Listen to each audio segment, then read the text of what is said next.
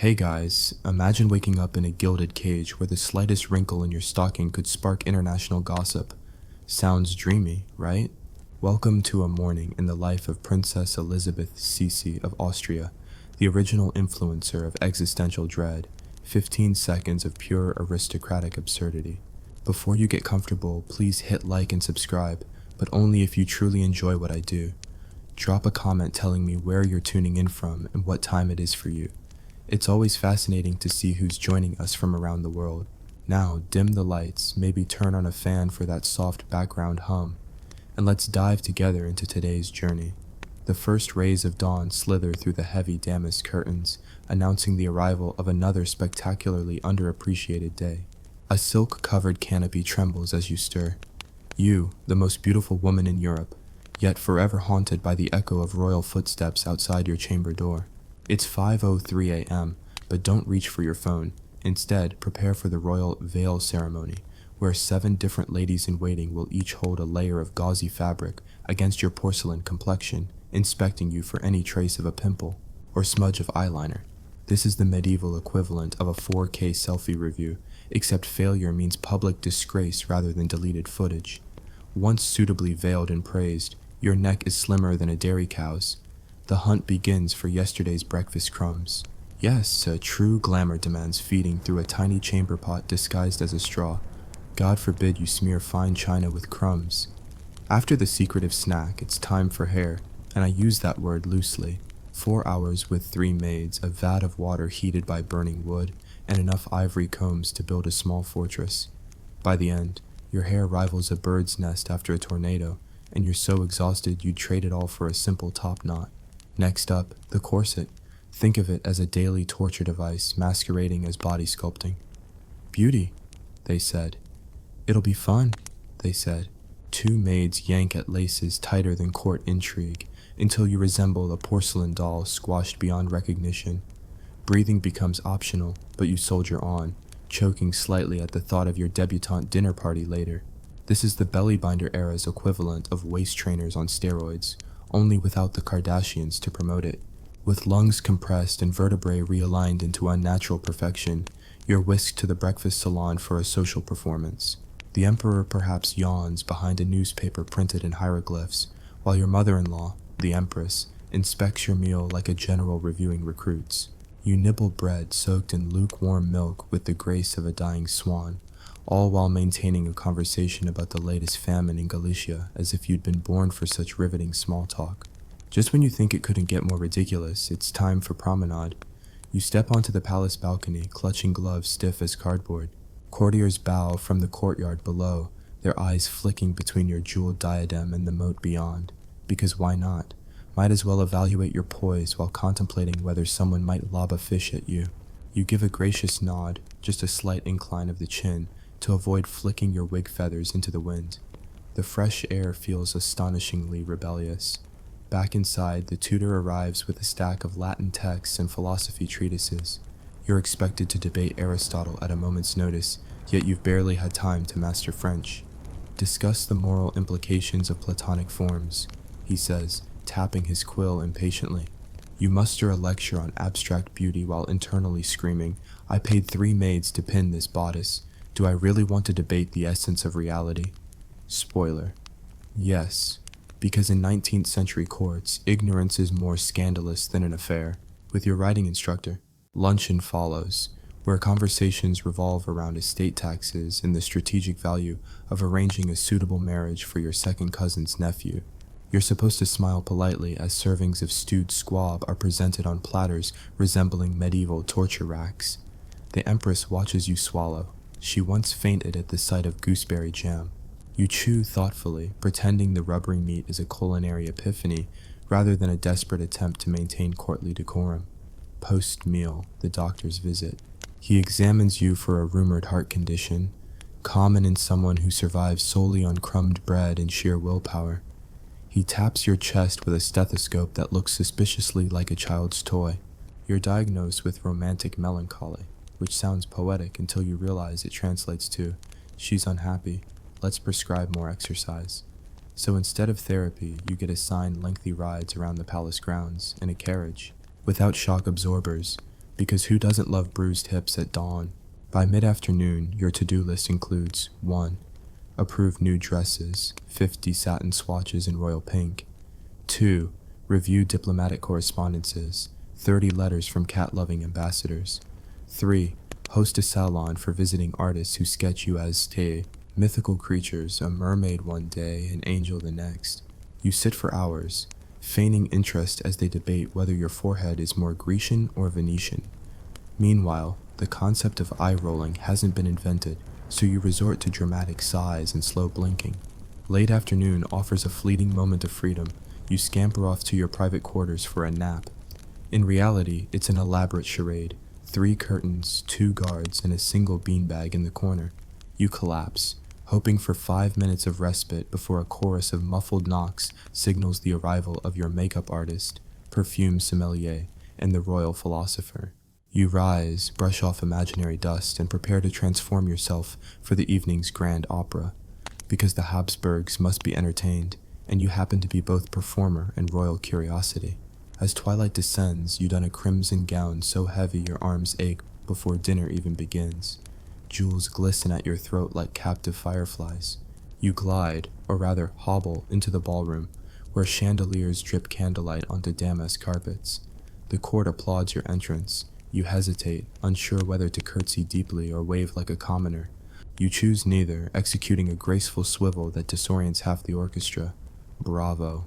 Dinner, a spectacle of 14 courses, each more mysterious than the last.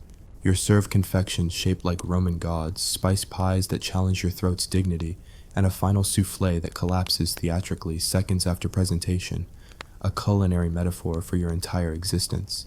You smile through it all, cheeks aching, and pretend that indigestion counts as a badge of honor. Local dignitaries lean in, whispering about the fragile princess. They lament that fame and beauty are curses. You agree silently, swallowing a mouthful of roasted pigeon. Yes, life in a palace is glamorous, but also like starring in a never-ending soap opera directed by mad giants. Finally, exhausted, you retreat to your chamber for the disrobing ritual. It involves 12 layers of petticoats, a final corset loosened with dramatic flair, and a meticulous inspection of your stockings for snags. Once liberated, you collapse onto a mattress stuffed with straw, pinned beneath a canopy that once served as battlefield plunder. The room falls silent. Only the distant drip of a broken fountain reminds you that history is relentless, and so is your social media schedule, a network of letters that cross Europe daily. As you drift toward an uneasy sleep, you ponder. Tomorrow you'll do it all again. New dresses, new debates, new doses of enamel-polished agony. But hey, at least your hair will remain magnificent, until it's dyed yet another shade of despair. Good night, until dawn's next grand absurdity. The sun hasn't even peeked over Vienna's Baroque rooftops when the court trumpeter's fourth call jolts you awake. No gentle bird song here, just the blare of a trumpet proclaiming, "Rise, O porcelain wonder, and greet your public." You swing your legs out from under the mountain of linen petticoats, each one a conspirator in your quest for immobility, and tiptoe toward your gown rack. Today's ensemble features layers of pale mint satin embroidered with silver thread, which stands in stark contrast to your mood, a simmering rage best expressed in guttural medieval interpretive dance. Your first appointment, the riding stable, in theory, a reprieve from the stuffiness of palace life. In practice, a 3-hour ordeal of thrashing hooves, mud-splattered hemline, and an entourage of gentlemen-in-waiting giving unsolicited posture critiques. "Keep your shoulders back, your highness," says Colonel W., who once mistook your lacy parasol for an enemy saber. You mount a thoroughbred named Archduchess's nemesis, whose name suggests it will buck you into next Tuesday. 20 minutes later, you've mastered the noble art of clinging to the saddle with one hand and shielding your skirts with the other, all while pretending you're the triumphant empress of equestrian chic rather than a human-shaped velvet pincushion. Sweat beads at your temples beneath your riding bonnet, and you think wistfully of the corset's snug embrace. At least it had the decency to slow your breath. You make your way back to the palace, legs wobbling like newborn foals, greeted by gasps of admiration from kitchen staff who've never seen a royal tumble through the stables. You brush off the glory, smiling politely, because dignity is simply another accessory you refuse to misplace. Next, the portrait commission. Master painter Franz L. was flown in from Munich at considerable expense. His fee alone could feed a small village for a week. He expects you to hold the same pose for 6 hours straight, arms arranged as though you're presenting an invisible scepter to the heavens. No blinking, no fidgeting, and if you dare mention a headache, he'll ground you in Renaissance-era condescension. "Madam," he coos, smearing charcoal across your cheek by accident, "beauty is eternal suffering." He's not entirely wrong. As Claude Monet would later theorize, the play of light on a subject's face is crucial, but Franz insists on closing every window to control the illumination. The stifling air swirls with odorless oils, and the canvases around you stare like a roster of skeletons in mid-creation. By the time he declares, "satisfactory," you feel as though you've just survived an artistic Hunger Games. He wraps the finished painting in waxed cloth, promising it will hang in the Imperial Palace Gallery, where it will likely be hidden behind a tapestry to avoid uncomfortable comparisons to your actual self. Once freed from the painter's tower, you dash to the library. It's here you engage in your clandestine passion, reading scandalous memoirs banned by the censors. You've smuggled in a tattered copy of Madame de Maintenon's forbidden diaries, delighting in tales of illicit love affairs and palace intrigues that make your own troubles seem quaint. Each page is a combustible blend of Baroque lust and whispered betrayals. The Empress Dowager, your formidable mother-in-law, would have a stroke if she saw you turning those printed pages. But for a few stolen minutes, you're not a royal ornament. You're a conspirator in your own mind, savoring the sweet poison of forbidden words. At precisely 2:47 p.m., the Chamberlain arrives with a stack of petitions from impoverished peasants. Their cursive plea for bread and blankets stretches for yards of parchment. The court expects you to summon sympathy, offer brittle smiles, and sign a token donation that won't dent the treasury. So you read each request aloud in dramatic cadence. "O noble princess, I beseech thee," while a gaggle of nobles feigns condolence. You reach the final petition, a missive from a widow in Galicia, claiming her goat has mystical healing powers. You suppress a chortle, unless the hungry masses appreciate miracles more than money. You sign the donations list, and the Chamberlain scuttles away to administer the pittance. Suddenly, a commotion. A foreign envoy from Prussia has arrived unannounced, clad in a uniform that violates every protocol. He slaps you on the back in hearty greeting, at least in his opinion, and declares that King Frederick II wishes to host a joint military exercise. Do you grin diplomatically while mentally calculating the risk of accidental cannon fire? You nod, promising to send a reply within the lunar fortnight, a phrase designed to mask the fact you have neither the authority nor the emotional capacity to negotiate artillery treaties before tea. The rest of the afternoon dissolves in a whirlwind of corsages, courtesy calls from visiting duchesses, and a brief interlude of actual leisure, in which you attempt to practice your harp. Note to self: stop believing court musicians' tales that sitting perfectly still while plucking strings is therapeutic. Instead, the exercise leaves you with a wrist cramp that will plague your dreams for weeks. By 5:30 p.m., fashion demands another wardrobe change. This time, a gown of deepest sapphire trimmed with sable fur, ideal for winter nights, utterly preposterous in July. You grit your teeth as your ladies lace you into the bodice, each tug accompanied by a stifled groan. You ponder the absurdity, wearing winter furs in midsummer as a demonstration of wealth, yet feeling the burn of direct sunlight through the sleeves. The evening's highlight is the imperial banquet, a ritual more solemn than any religious ceremony and more calorie-dense than a glutton's fantasy. You enter the hall on the arm of the emperor himself, who whispers a running commentary. "Don't trip, don't trip, for heaven's sake, don't trip." He's not unkind, just morbidly worried you'll collapse in front of the crown jewels. The chandeliers above flicker like captive stars, and the rows of musicians below play a dirge-like waltz to usher you to your seat.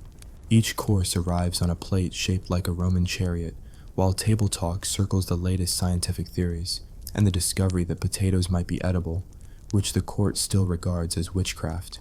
Between courses, you're obligated to rise and propose toasts in Latin. You deliver florid encomiums on the emperor's digestion and the state of Habsburg-Tuscan relations, all the while using words you barely pronounce. A misstep risks turning your speech into an unintentional farce, so you cling to familiar phrases, vivat, crescat, floreat, hoping no one notices you have no idea what any of it means. The nobles around you stand and clink goblets in solemn unison, their expressions as rigid as ivory statues. The moment the final toast drowns out, you lavishly sip a goblet of claret, your only genuine enjoyment of the evening, aside from the discreet exchange of scandalous glances with your favorite court poet. After dinner, the ballroom transforms into an impromptu opera. You've memorized your aria only to discover a new composer rewrote half the libretto at the last minute. You breeze through the first verse, forget the second, and hum a diplomatic approximation for the third. The audience applauds generously at intervals. No one wants to be blamed for interrupting royalty mid-hum. When the curtain falls, you receive bouquets of violets and lilies, whose fragrance mingles awkwardly with your scent of horse sweat, sable fur, and burnt candle wax. Night deepens, and the court disperses. You retreat to your private salon for the after-party, which consists of one-on-one audiences with advisors who demand immediate decisions on matters like famine relief budgets and whether to outlaw potato farming. You clench your jaw and nod sagely, writing notes in your diary later that read, "Made thoughtful legislative gestures regarding tubers." It's unlikely any law will change, but the illusion of diplomatic engagement is everything. Before bed, you permit yourself a final rebellious indulgence, a letter to your dear cousin, the Duchess of Bavaria. You complain freely about the corset, the carriage, and the general indignity of high society. You scribble marginal doodles of stick-figure courtiers bowing absurdly low to lighten the mood. This missive is your only unguarded communication, destined to be read by spies, then intercepted, then archived forever. Yet in the moment, it feels like exchanging smuggled chocolate in a famine. At last, you disrobe, or rather, your ladies disrobe you, layer by layer, until you stand in a chemise that feels more like a linen shroud. The mercy of loosening your corset is negated by the knowledge that tomorrow morning it will be retightened to preposterous proportions. You slip between silk sheets that hiss like startled snakes, and you wonder if any creature in this palace enjoys a single moment of freedom. You stare at the ceiling, tracing the plaster angels whose faces you've memorized after years of insomnia. A final knock echoes at your door. It's the chambermaid, holding a small tureen of chamomile tea. You sip it gratefully, letting the warmth seep into your brittle bones. She departs silently, and you listen to her footsteps fade into the corridors, where history marches on without halt or sympathy. As you drift into fitful slumber, you dream of a life unencumbered by satin gloves and state papers, a life where you can yawn publicly, swear in dialect, and eat a loaf of bread without sparing a thought. But tomorrow, the trumpets will blare again, the corset laces will tighten, and you will rise to greet the world with the same porcelain composure, because that is the price of being too beautiful for this world. The morning light filters weakly through the embroidered curtains as you awake once more to the unrelenting reality of royalty. No trumpets today, just the distant murmur of servants and the faint clink of porcelain. You lie still for precisely 14 seconds, honing your dramatic flair before sighing theatrically and raising your head. A tray of breakfast awaits, tepid broth, a single rusk, and a sprig of mint that looks as enthusiastic as you feel. You consider tossing it out the window, but resign yourself to garnish your bitter mood with a garnish of mint instead. Dressed in a gown of dove-gray taffeta, chosen for its understated humility, according to your stylist, you begin the morning's principal torment, the annual imperial dog show. This isn't a quaint garden gathering of playful spaniels. No, it's a solemn parade of pedigreed hounds, each more coiffed and solemn than the last, led by dog whisperers in lacrosse whistle attire. The court expects you to preside as judge, bestowing ribbons with the gravitas of knighting ceremonies. You approach the first contestant, a Pomeranian whose fur has been sculpted into the likeness of a Baroque cherub. The dog eyes you with equal parts suspicion and superiority. You're supposed to pronounce something like best in exhibit, but instead you manage a strangled, very dog-like. The crowd applauds politely. You wonder if they'd rather applaud your collapse. Next, a diplomatic luncheon with the Tsar's envoy. The room is bedecked in sapphire draperies. The table groans under porcelain tureens. Conversation hinges on the standard trifecta: grain prices, dynastic marriages, and whether the blue of your sash clashes with the envoy's sable fur collar. He compliments your posture, erect as a cathedral spire, while you internally compare posture critiques to medieval torture. You smile as graciously as one can while chewing a discreet piece of cucumber and signing treaties that commit millions of subjects to obligations they'll never read. Barely digesting your sixth course, You're summoned to the palace chapel for vespers. The Empress Dowager insists on your presence as a moral example, though you suspect she's merely pleased to remind you that you can't ever nap. You slip in alongside nuns chanting Gregorian melodies that echo like moaning vaults. You attempt to join in, but your best Gregorian chant sounds like a cat trapped in the linen closet. You stand reverently, hands pressed together, praying for the choir to collapse mid-harmony so you can slip out unnoticed. No such miracle occurs.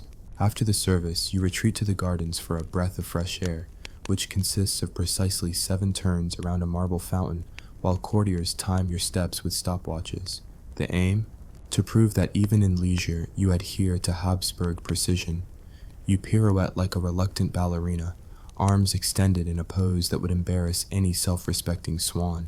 Onlookers murmur, "So graceful," but you suspect the real commentary is, "Imagine living in a gilded zoo." Midday brings the architect's inspection. He shows you plans for the new wing, an opulent labyrinth of corridors, so that no guest can find their way out without your guidance, or a map and a torch. He extols the virtues of Meiser marble and frescoed ceilings depicting your own miraculous virtues. You nod politely as he gestures toward a drawing of you triumphant atop Mount Olympus, wielding a laurel wreath. "A modest touch," he whispers. You wonder idly whether your people will ever see this wing, or if you'll simply walk its echoing halls alone, tracing footsteps in dust. Next on the docket, the afternoon salon for foreign dignitaries. You emerge in a gown of pale rose silk, so delicate it could swoon under its own weight. The salon is a whirlwind of languages, French, Italian, Russian, swooping and diving like migratory birds. You're expected to flirt in 5 tongues, dispatch compliments like confetti, and extract the latest secrets of court gossip. You lean against a rosewood table, offering a delicate "Parlez-vous de whatever," until someone proffers a glass of champagne. You seize it like a lifeline, savoring the bubbles as they prick your tongue. For 15 glorious seconds, you forget corsets, obligations, and the crushing weight of legacy. A sudden rustle interrupts your reverie. The imperial librarian has discovered a lost volume of Ovid's Metamorphoses bound in dragonhide. It's too delicate for public display, yet they want your opinion on whether it should be read aloud at the next royal banquet.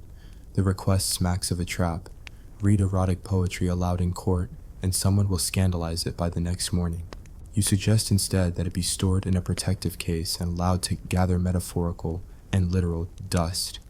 The librarian frowns but accepts your verdict.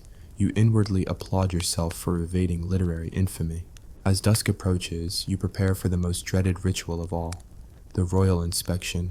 The Empress Dowager herself will review the day's wardrobe, hair, and deportment, offering critiques measured in the most crushing of sighs.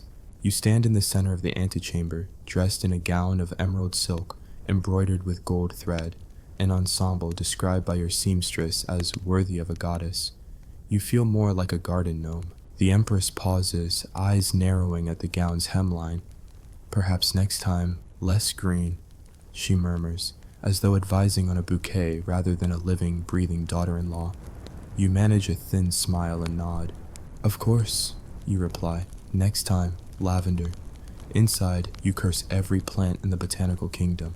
Dinner this evening is a private affair with your closest confidants, the court poet, the chief lady-in-waiting, and your equerry, who saddles you with war stories about maneuvers on frozen lakes. They've arranged a small table in your private dining salon. For once, there's no herald, no trumpeters, just one course, stew in a tureen. You ladle it into a chipped porcelain bowl and sip it reverently. The stew tastes of roots and sorrow, but in that moment, it's the most luxurious repast you've had in days. Conversation drifts to reminiscences of simpler times, when you could ride horses unobserved, pen letters without interception, and devour a whole loaf of bread without someone's eyes following your crumbs. As you savor the stew, you notice the court poet's gaze. He produces a scrap of parchment and recites a few lines he's crafted in your honor. "O Sisi, whose beauty rivals dawn, a captive bird in gilded bower drawn, yet in each sigh your spirit flies beyond the walls toward freer skies." It's sugary, enough to induce a cavity, but oddly comforting. You thank him with a nod and a weary smile, jotting lines in your own diary. Poetry still preferable to politics. Night falls. and you retreat to the conservatory, the one room where you can indulge your secret passion for exotic flowers. The air is thick with the scent of jasmine and orchids, and you walk barefoot along a mosaic floor, brushing leaves aside with delicate fingers. For a brief interlude, you're not a princess, you're a gardener, a dreamer, a woman drawn to life's simple sensory pleasures. You press a bloom to your cheek, imagining it whispering secrets of other worlds. This, you think, is why you endure the madness, to taste unadorned beauty, even if only in stolen moments. At the stroke of midnight, a final duty calls, the Midnight Council. A handful of ministers convoke in the Silver Salon to discuss the year's harvest yields and shifting alliances.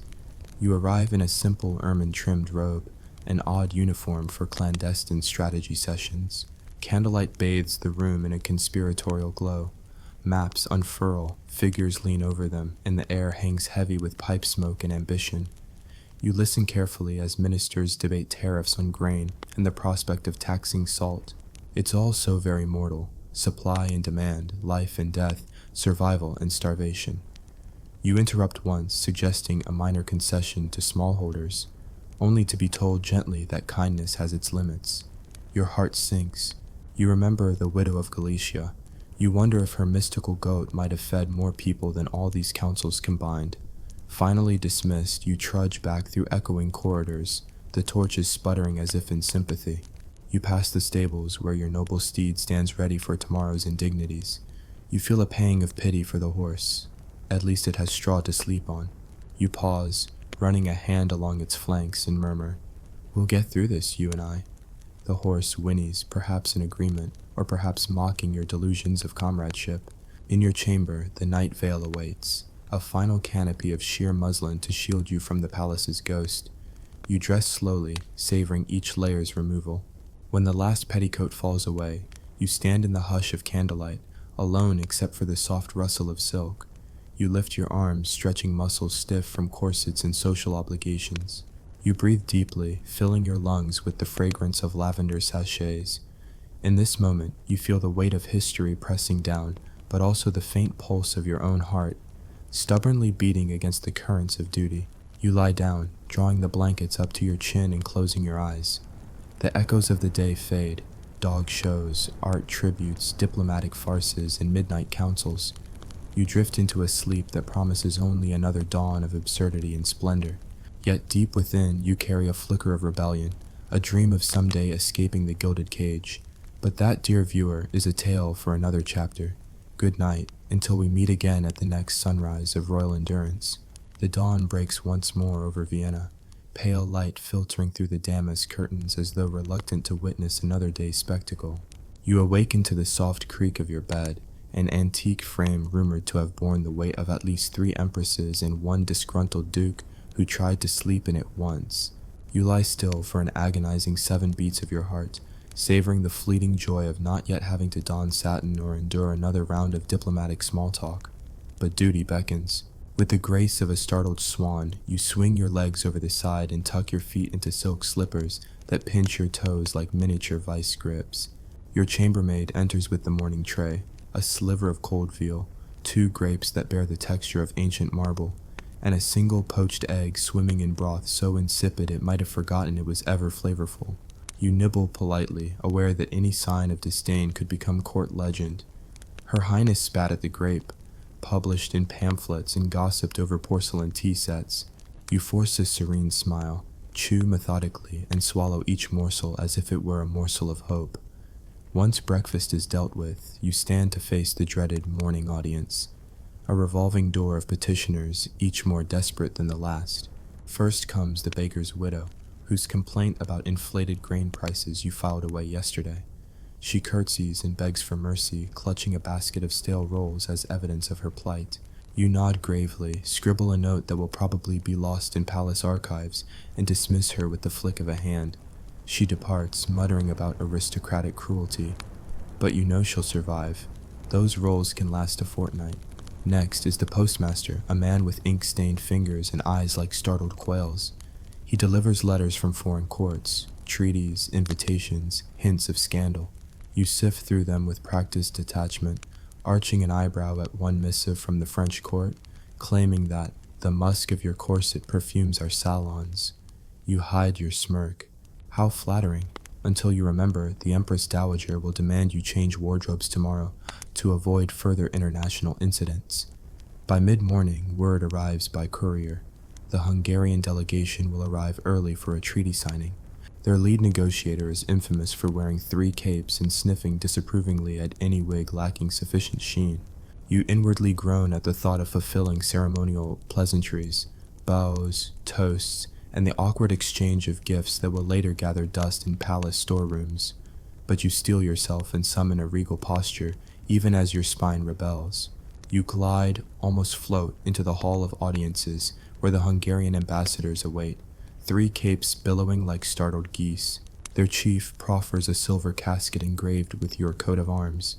Inside, a jeweled thimble studded with amethysts. You examine it with the solemnity of a judge, murmuring appreciation for such exquisite craftsmanship, though you suspect it's meant more as a political jab than a wearable tool.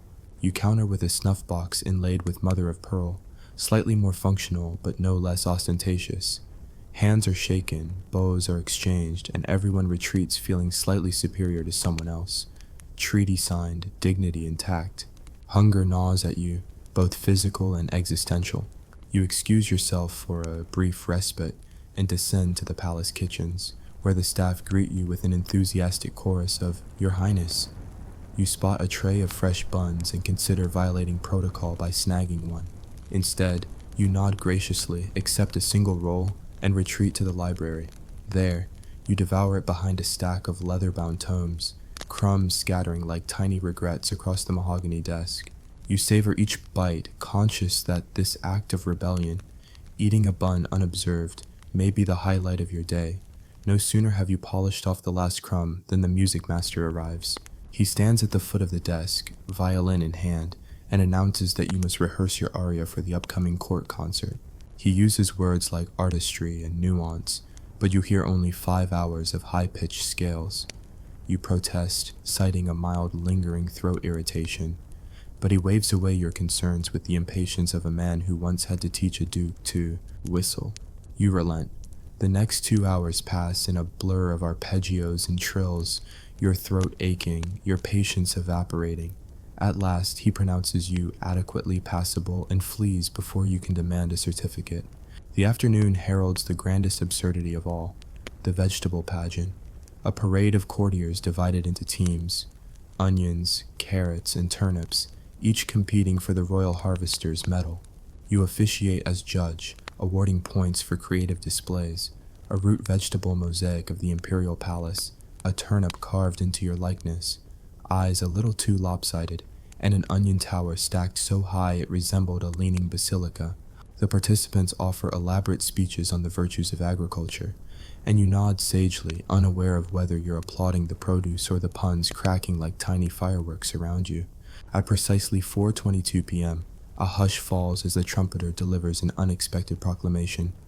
The poet laureate has composed odes for each of the vegetable champions and demands you present the medals in verse. You clear your throat, glance at hastily scribbled notes, and recite, "O humble turnip, steadfast and true, thy earthy hue doth grace the view, and carrot bright in orange attire ignites our souls with fervent fire. But onion, layered like hope and regret, thou art the gem we shan't forget." The audience applauds at intervals, mostly out of cringing solidarity, and the laureate beams. You flee the stage, desperately seeking air untainted by turnip fumes and forced compliments. Returning to the palace, you find the court physician awaiting your appearance. He brandishes a chart tracking your weight, sleep hours, and mood, all indexed in ornate calligraphy. He inquires into your health with alarming specificity. How many grapes did you consume yesterday? Did you experience any breathing difficulties during your riding lessons? On a scale of 1 to 10, how melancholic do you feel? You deflect with a polite cough and promise to maintain moderate sustenance. He nods, scribbles on his parchment, and prescribes a regimen of cold compresses and horseback riding, 2 of your least favorite remedies. The final hour before dinner is your solitary sanctuary. You retreat to the portrait gallery, where paintings of former princesses stare down at you, some with piercing gazes, others with ethereal smiles. You wander between canvases, imagining the lives each once led. A bride felled by fever, a daughter marooned in a foreign court, a beauty whispered about in poems you've never read. In their silent company, you feel an odd kinship, as though the weight of expectation is an inheritance passed through brushstrokes and varnish. You touch the frame of one portrait, a young Sisi herself painted at 16, radiant and unburdened. A pang of nostalgia strikes you for youth you barely remember. Evening arrives with a flourish, another banquet, this one celebrating the completion of the summer gardens. You don a gown woven with floral motifs so intricate that bees would have been jealous, and jewels sparkle at your wrists like captive fireflies. You enter the banquet hall under a canopy of fresh blossoms, their fragrance mingling with the scent of roast boar and spiced wine. Musicians play a pastoral symphony that sounds like a lullaby for restless aristocrats. Tonight's menu is as elaborate as ever, 9 courses, each paired with a different vintage. You're seated between the ambassador of Sardinia, who hums tunelessly, and your cousin from Tuscany, who recounts increasingly absurd anecdotes of vineyard escapades. You sample each dish with feigned enthusiasm, nodding at the appropriate times and leaving small portions on your plate so as not to appear overly eager. When offered a goblet of dark burgundy, you toast to the flourishing of gardens and the resilience of their gardeners, inserting just enough warmth to seem genuine. Midway through the evening, the chief gardener presents you with a bouquet of night-blooming cerise lilies, flowers that only unfurl after sunset. He bows deeply and notes that they symbolize mystery and endurance. You accept them with a gracious nod, placing the bouquet before you on the table. As the candles flicker, you watch the lilies open petal by petal, a private spectacle amid the public grandeur. After the final toasts, the guests depart in a procession of curtsies and farewells. You remain at the head of the table, surrounded by empty dishes and the lingering aroma of petals. Your stomach protests the excess of food, but is drowned out by a deeper hunger. For freedom, for simplicity, for a life unmeasured by jewels and expectations. You rise and retreat to your private salon, where your closest confidants await. The court poet, the lady-in-waiting who knows your secret fondness for scandalous memoirs, and the equerry whose war stories have begun to feel strangely heroic. They greet you with affectionate jests and bouquets of candied fruits. For once, the conversation drifts away from treaties and etiquette, centering instead on the poet's latest verses and the equerry's plan to smuggle you into the countryside next month for an unofficial excursion. You laugh, a genuine, unguarded laugh that surprises even you. The poet presents you with a final poem of the day, a cheeky rhyming summary. She greets the dawn with porcelain grace, endures the world's intrusive embrace. With laughter sharp she odds defies in scented halls where duty lies.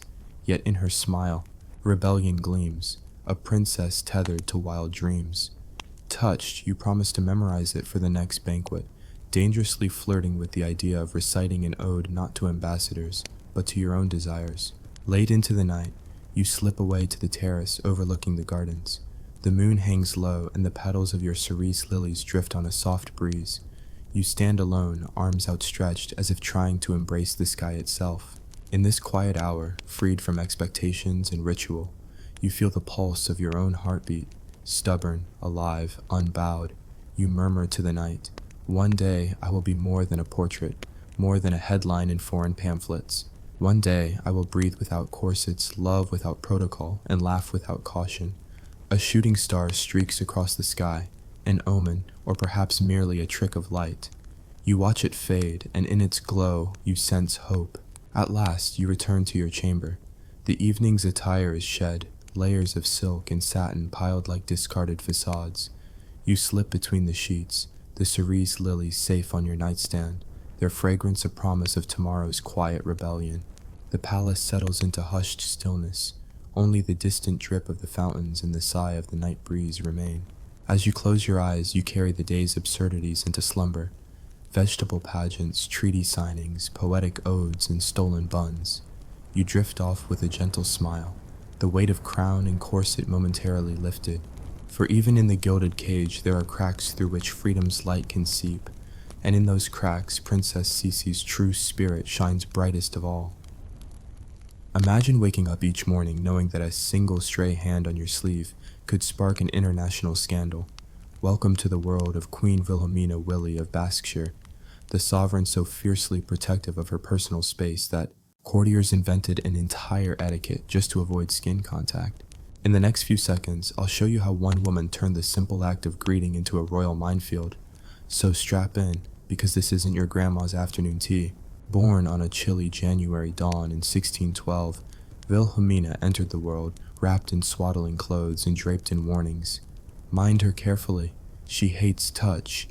Tales of her aversion spread faster than the plague, and by the time she was 6, her nursery had been retrofitted with velvet-covered poles, guiding maids to navigate around her like graceful ballet instructors. Every footstep was choreographed, every approach a cautious pirouette, lest a palm brush her elbow and unleash an aristocratic meltdown. By her teens, Queen Wilhelmina's reputation was legendary.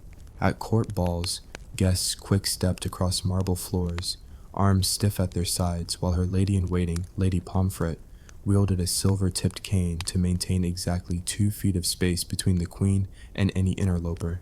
Brothers of neighboring realms sent emissaries bearing gifts of scented gloves and telescoping gloves so long they reached the shoulder, enabling donors to extend thanks without actually extending an arm. When Wilhelmina ascended the throne at age 18, she inherited not only a kingdom, but a full-time etiquette department devoted solely to maintaining her bubble of solitude. These touch avoidance officers, TAOs, audited court fabric, measured gown hemlines to ensure no accidental grazing, and even devised a signaling system, a delicate flag on her sedan chair indicating approach with caution, 0 tactile contact, guaranteed. Guests peered nervously at each other, muttering, "Is she offended if I inhale her perfume?" To reinforce the no-contact policy, the Queen established the annual Festival of Invisible Handshakes, where nobles saluted her by raising an eyebrow, dipping a toe, or performing elaborate nods that looked more like interpretive dance routines. The grand finale featured the summoning of a mechanical dove that, at precisely 12 o'clock, flapped its wings near the Queen, close enough for honor, far enough to obey the decree. Despite these precautions, life at court was a comedy of errors. One infamous incident, later dubbed the Corset Collision, involved the Duchess of Eastminster, whose hoop skirt billowed into Wilhelmina's path. Lady Pomfret lunged with her silver cane, and the Duchess spun like a top, landing in a fountain of goldfish. The Queen watched from her dais, lips twitching. Was it amusement or disdain? Historians still debate. Wilhelmina's policies extended beyond courtly gatherings. She banned hand-holding during strolls in the palace gardens, even outlawing accidental shoulder brushes. Gardeners installed tall hedges between pathways. Courtiers walked in single file, trading polite nods instead of passing bouquets. The Queen's pet hedgehog, Sir Quilsworth, became a symbol of her reign, small, prickly, and best admired from a respectful distance. Yet beneath the humor lay genuine hardship. In private moments, the Queen longed for simple comforts, an affectionate embrace after a long council meeting, a reassuring pat on the back from her trusted general. Instead, every touch was medicated with powdered gloves scented with lavender and a ransom of etiquette pamphlets. At night, she slipped off her gloves, alone in her chamber, and traced her own arms seeking the warmth denied by protocol. When foreign dignitaries arrived bearing the customary kiss on the cheek, Wilhelmina devised a countermeasure, a collared fence of live peacocks, their plumage iridescent and wings outstretched, ensuring no visitor could come close enough to breach. Her perimeter, the peacocks did more to intimidate guests than any bodyguard, their cries echoing through palace halls as nobles tiptoed past, heads bowed. In matters of state, her aversion to touch was both curse and cunning. During treaty negotiations, she refused to sign documents with inked quills held by another's hand. Instead, a custom-made stylus, an ivory rod with a goose feather attached, allowed her to self-sign, scribbling her signature at a 12-inch arm's length. Her ministers marveled at her ingenuity. Enemies whispered that she had made indifference into an art form. However, crises do not heed personal boundaries. When the kingdom faced a deadly outbreak of silken pox, Wilhelmina, ever the pragmatist, had to make contact with her physicians. She donned layers of gloves, sleeves, and even a lattice of padded silk strips to press no one else's hand but her own. The sight of the queen waving her gloved fingers while lecturing on sanitation became the stuff of legend and satirical pamphlets. Amidst the chaos, a rebellious spirit stirred. Lady Clementine, a bright-eyed maid with a mischievous grin, began clandestine deliveries of hot cocoa in beakers long enough to clear the queen's safety zone. She insisted that cocoa, rich, sweet, warm, was a touch in itself, nourishing the soul without physical contact. Wilhelmina, exhausted by isolation, accepted the cocoa and for a moment felt human again. News of the beaker-borne treat spread, and soon other courtiers joined, crafting similar no-touch care packages of scented towels and porcelain teapots on extended poles. This small rebellion had ripple effects. The queen realized that connection need not mean contact, that empathy could exist across a well-measured gap. She commissioned artists to paint portraits of her subjects from a respectful distance, capturing their essence in brushstrokes rather than embraces. The court choir sang ballads about longing and separation, their voices united though their bodies remained apart. By her 25th year on the throne, Wilhelmina's rule had transformed. The TAOs, once rigid enforcers of distance, became ambassadors of alternative intimacy, pioneering scented air exchanges, shadow puppetry greetings, and synchronized waltzes where partners never touched. Diplomats arrived expecting absurdity and found genuine innovation, ways to express solidarity without physical contact, forging bonds stronger than any handshake. Yet the queen's heart still ached. In the secret alcove of her private library, she uncovered an old myth of a forest nymph who could heal wounds through song alone. Inspired, Wilhelmina invited the nymph's lore to every festival. Storytellers recited tales of healing voices, of songs that warmed colder hearts than scented powder. Courtiers sobbed and cheered. Even Lady Pomfret's steely eyes glistened at the power of shared experience.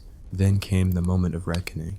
A rebellion on the northern border saw farmers storm the palace gates, demanding relief from taxes and, more pressingly, a ruler who could extend compassion beyond perfumed drafts. Wilhelmina faced the insurgents in the Grand Hall, draped in her customary gloves and silk barricades. As the farmers protested, hungry and cold, she realized that no protocol could replace empathy.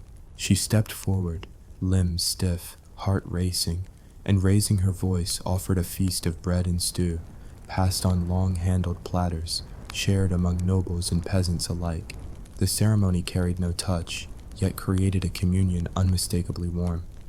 In that hall, she discovered her true power, the ability to bridge divides without breaking her own boundaries.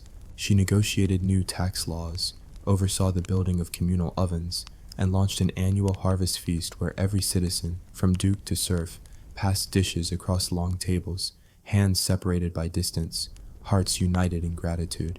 Queen Wilhelmina's reign endured for 50 springs. Her legacy?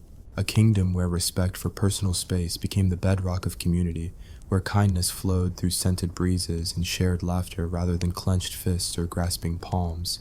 Historians call it the era of gentle distance, a paradoxical time when love and leadership thrived across measured expanses. And so, dear viewer, the queen who refused to be touched taught us that sometimes the greatest embrace is the one delivered through imagination, that human connection can flourish even in the coldest air, and that empathy need not be measured in centimeters. Until next time, remember, keep your distance, but never your heart. Her Majesty. Queen Wilhelmina, now in her mature reign, was an emblem of impossible paradoxes. The Queen of No Touch had, somehow, become the Empress of Intimate Distance, a woman who ruled hearts without ever holding a hand. But make no mistake, ruling from a no-contact throne came with its own royal torment. In this second chapter, we descend deeper into the satirical swamp of isolation, scented gloves, weaponized etiquette, and the tragic cost of becoming a human monument to solitude. You'd think by now the court would have adapted fully. Wrong. Every time a new ambassador arrived, they had to be trained like unruly puppies. The Republic of Goldonia once sent a delegation who, unaware of Wilhelmina's ironclad no-touch creed, tried to present her with a silk-wrapped ceremonial sword, by hand. The queen recoiled. Lady Pomfret nearly sprained a hip lunging between them with her trusty cane. The delegation was dismissed. The sword was quarantined. The scandal was immortalized in a painting called The Blade and the Blunder. Not to be outdone, the queen created a new office, the Royal Protocol Interpreter. Their job? Stand beside foreign dignitaries like a nervous mime, using a system of exaggerated gestures and eyebrow semaphore to prevent unsanctioned proximity. Over time, it became a performance art, with entire audiences watching these poor interpreters sweat through frilled collars, trying to signal, "Step back or she will exile you," using nothing but elbow angles. Back at home, Wilhelmina's love life, or lack thereof, became the subject of relentless gossip. Ballads were composed about her untouched heart and her lips of lawful distance. Suitors came and went, often without ever glimpsing the queen in person. One Spanish duke proposed via telescope from across the courtyard. Another noble from Marsipania sent love letters tied to the legs of doves, which the queen famously read using tongs. Still, none of them ever laid so much as a pinky on her royal wrist. But while Wilhelmina's skin remained untouched, her psyche was bruised by years of separation. She began commissioning weavers to create tactile tapestries, massive wall-sized murals embroidered with textured silks and velvets designed to be stroked and hugged without scandal. Courtiers whispered behind fans, "Her Majesty cuddles fabric now." And they were right. One midnight, a palace servant claimed to hear muffled sobbing from the tapestry hall, punctuated by the sound of fingers dragging across velvety thread. The queen, aware of these rumors, responded not with denial but innovation. She ordered the construction of the Royal Reflection Pavilion, a mirrored sanctuary where courtiers could gaze at their own image while considering their conduct. It became mandatory to spend 15 minutes a week reflecting, literally, on whether one had tried to shake a hand or pat a shoulder. Courtiers emerged glassy-eyed, whispering, "I am but a ripple in her pond of silence." Meanwhile, the kingdom outside the palace had begun to view her with a blend of awe and exasperation. Street vendors sold invisible hug kits, air in a jar, and children played a game called Queen's Court, where anyone who touched another had to sit out. The monarchy had accidentally birthed a new culture of socially distanced devotion, centuries before pandemics made it fashionable. But the Queen's biggest political triumph and social satire goldmine was the invention of the salute of scent. Diplomats, lovers, and peasants alike were instructed to carry a personalized handkerchief doused in perfume. When wishing to greet or express emotion toward Her Majesty, they would simply lift their kerchief to the air and wave it 3 times in a figure-8 motion. Each noble had their signature scent. The Duke of Romfrey used pine and clove.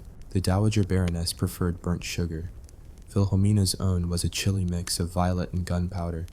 Once, during a tense peace negotiation with 3 warring states, Wilhelmina demanded that all treaties be passed beneath a silk curtain. No direct handing over of scrolls, no parchment exchanged with sweaty fingers. When one emissary's hand accidentally brushed the hem of her sleeve while trying to retrieve a dropped quill, he was swiftly sent home and replaced by a pigeon. A literal pigeon with a message tied to its leg. Strangely, the pigeon proved a better negotiator. It wasn't all roses and scented flags, though. Loneliness crept in like cold air through an unsealed window. The queen began to suffer from what her court physicians dubbed phantom embrace syndrome, a condition wherein the patient imagines being hugged while simultaneously recoiling at the thought. To cope, Wilhelmina turned to music. She had a custom harp built with strings made of woven hair from the nation's citizens, donated voluntarily, of course, through a system of hair-honoring ceremonies. The harp's melody was haunting, and she played it late into the night, creating a symphony of collective presence without physical presence. Meanwhile, Lady Pomfret had aged like a well-disciplined relic. Her cane now served as both a distance enforcer and a walking stick. Rumors spread that she once broke a courtier's wrist for offering a fist bump. She denied it, of course. It was the cane. It has opinions of its own. It was during the 30th year of Wilhelmina's rule that tragedy tested her ideals. A massive flood struck the eastern provinces. People begged for royal presence. The roads were submerged, and a procession of citizens trudged across miles of mud and misery to reach the palace, hoping for the comfort of their queen. Wilhelmina did something unthinkable. She emerged without gloves. The palace gasped. Ministers fainted. Parrots in the aviary stopped mid-squawk. For the first time, she stepped onto the marble steps bare-handed. She didn't touch anyone. No one expected that. but she allowed the citizens to see her, uncovered and vulnerable. Her gesture spoke volumes. In silence, she lifted her hand, palm open to the sky, and thousands of muddy survivors mimicked her. It was a communion of presence, no contact, only connection. After that day, things began to shift, slowly, carefully. The Queen introduced a new tradition, the Velvet Circle, where once a year the palace opened its doors to the people. No touching, of course, but standing in concentric circles, subjects and queen would simply look at one another. Some cried, others danced in place. It became a holiday, celebrated with interpretive dance, fragrant air, and food on very long forks. And still, Wilhelmina remained untouchable, but not unloved.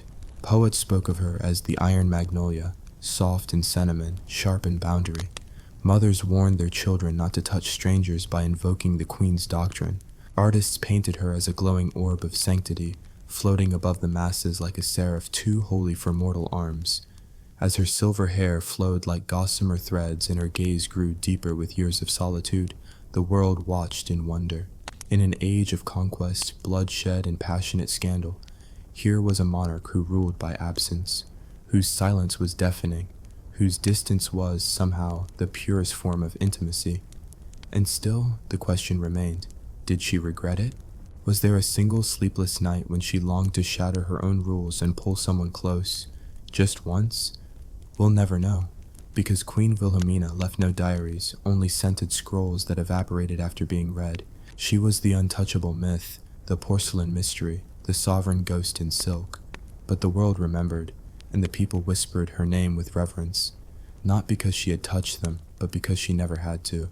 And that, my friends, is a legacy you can't put your finger on. By the time Queen Wilhelmina entered the twilight of her reign, she had reached the pinnacle of paradox.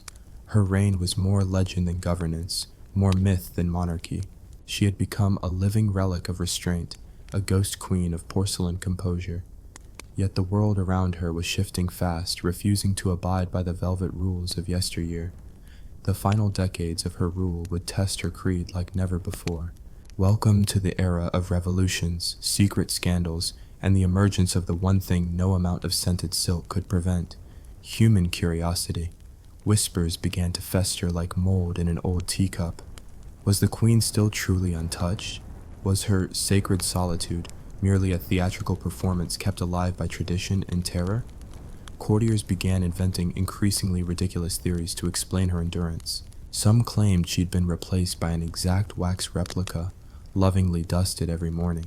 Others insisted she wore an invisible suit of glass, hand-blown by monks from the Isle of Clarity.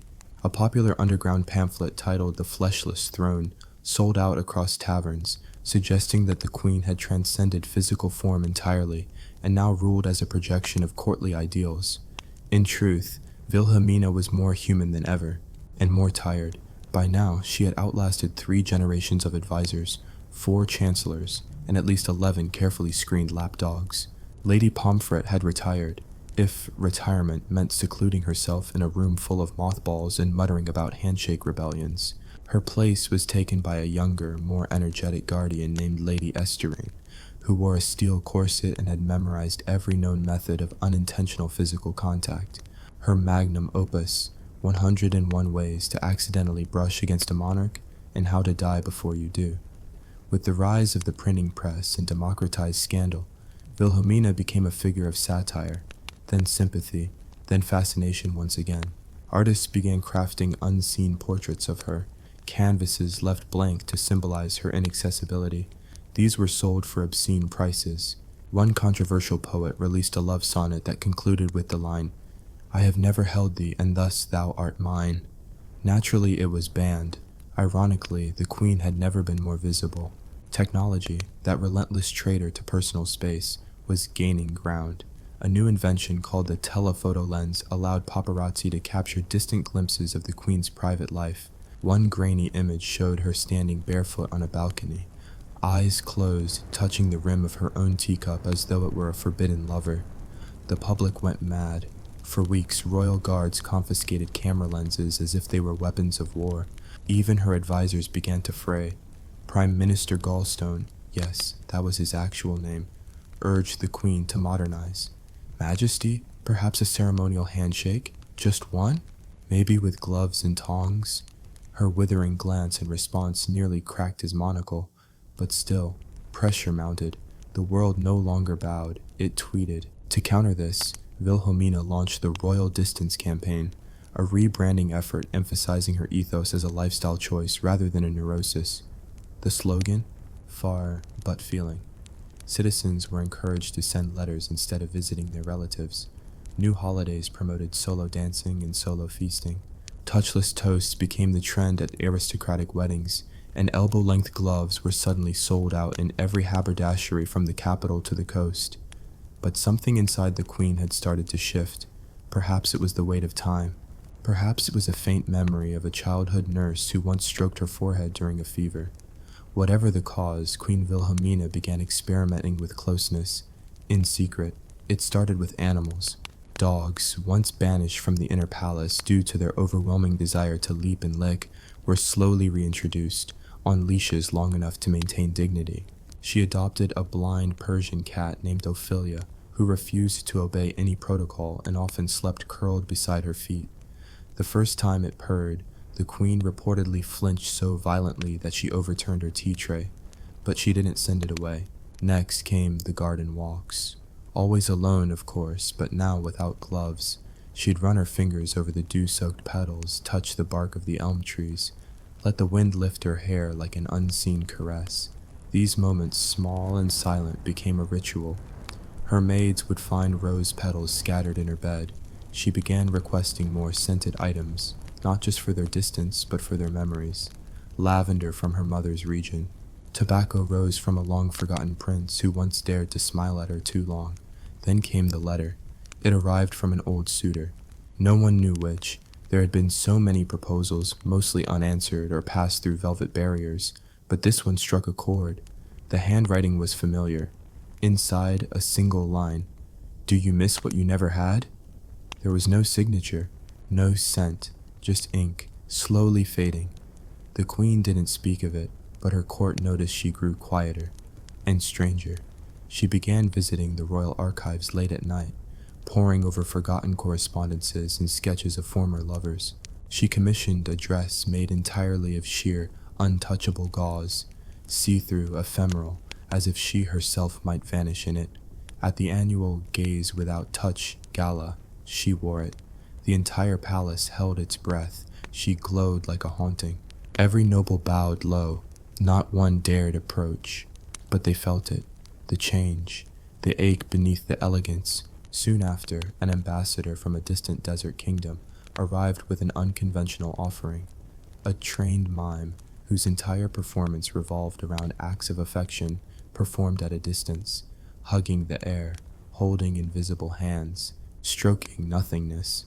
The Queen watched the entire routine with an unreadable expression. When it ended, she applauded softly. Then, shockingly, she approached the mime and whispered something in his ear. The mime fainted. Speculation exploded. Did she touch him? Did she breathe on him? Did she smile?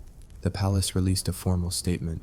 Her Majesty communicated appreciation in accordance with long-standing courtly protocols, and no unauthorized intimacy was exchanged. But the people didn't believe it. They didn't want to. The legend was beginning to crack, and that made it irresistible. Then came the rebellion. It was minor in the grand scheme. A band of radicals who called themselves the Embracers stormed a royal banquet, throwing flower petals and shouting slogans like "Hugs for all" and "Down with distance." One even tried to kiss a courtier on the cheek. He was tackled by 6 guards and Lady Esterine, who used a feathered fan as a bludgeon. Wilhelmina watched it all unfold from her throne, utterly still. And then, she laughed, a real laugh, not a courtly titter, a full, regal cackle that echoed through the great hall like a spell being broken. Later that night, she reportedly asked for no attendants in her chambers, just Ophelia the cat and silence. And for the first time in decades, she left her bedroom door unlocked. Was it a statement, a gesture, a test? No one dared enter. Yet by morning, the lock was back, and so was the Queen, seated on her throne, distant and divine. But the myth had changed. No longer just the Queen who refused to be touched. She was now the Queen who considered it.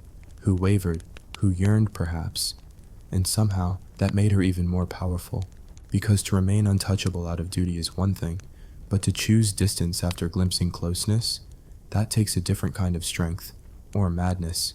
Either way, the world watched, breathless, and so here we are. The final act in the grand gloved opera of Queen Wilhelmina, the woman who built a kingdom on restraint, who ruled with the power of absence, who made not touching into a political weapon and silence into a royal decree. But even the firmest marble statue, placed high upon its pedestal, eventually begins to crack, not from weakness, but from time, and from all the things it was never allowed to feel. The queen was growing older, and everyone could see it. The artist started painting her with more shadow than light. Court portraitists no longer flattered her into porcelain smoothness. They captured the deepening lines, the stiffening posture, the tired tilt of her famously high chin. It wasn't disrespect, it was reverence of a different sort. They were recording the unraveling of a myth. Behind the palace doors, Wilhelmina began to ask forbidden questions. What happens if I fall?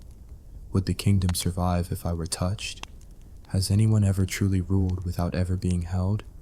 These weren't commands, these were confessions, and they unsettled the court like thunder in a crystal gallery. Her staff tiptoed more carefully than ever, not from fear, but from uncertainty. Was the queen changing, or was the world finally catching up to her? By now, the royal distance campaign had become a parody of itself. The populace, once obedient, began to joke. In taverns and salons, people wore "I haven't been touched since Tuesday" pins. Satirical plays debuted in underground theaters, featuring characters like Lady Isolation and Sir Sanitary. One popular puppet show had a recurring villain, the gloved ghost, who swooped in to separate lovers with dramatic sighs and heavily embroidered capes. The queen was aware. She received daily reports, and instead of fury, she seemed amused. Meanwhile, the world outside the palace was collapsing in its own uniquely human way. There were peasant uprisings, food shortages, a rise in scientific theories that dared to suggest that touch, yes, physical touch, might actually be beneficial to the nervous system. Physicians started writing dangerous pamphlets with titles like "The Hug as Medicine" and "You Can't Cure Loneliness with Letters." And so, as if in rebellion against her own legend, Wilhelmina began holding private meetings, unannounced, undocumented, one-on-one conversations with poets, philosophers, even street performers. Each guest was sworn to silence. None ever spoke of what occurred inside those four walls, but every one of them emerged visibly altered, some in tears, others glowing, others utterly shaken. One confessed to a friend, "She looked at me as though I were a mirror, and I swear, I saw myself for the first time." Then came the most outrageous rumor of all. It began, as these things often do, with a whisper in a tailor's shop. A young seamstress claimed to have sewn an undergarment for the queen, made not of velvet or lace, but of linen, coarse and humble. She said it was meant to be felt, no barrier, no silk, no protection. The news traveled like a fever. If true, it meant the queen's first rebellion was not external, but internal, against her own skin. Scandalous.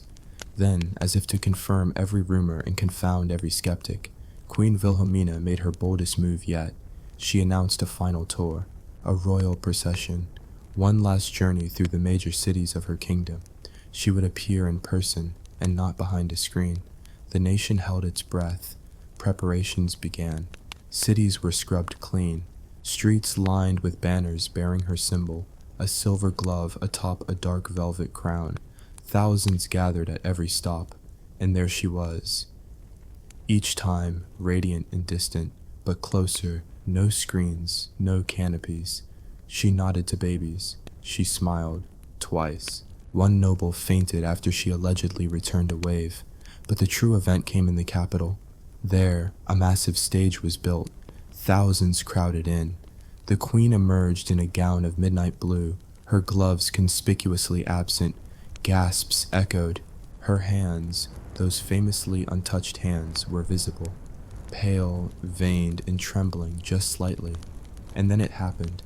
She raised one hand slowly. The crowd hushed.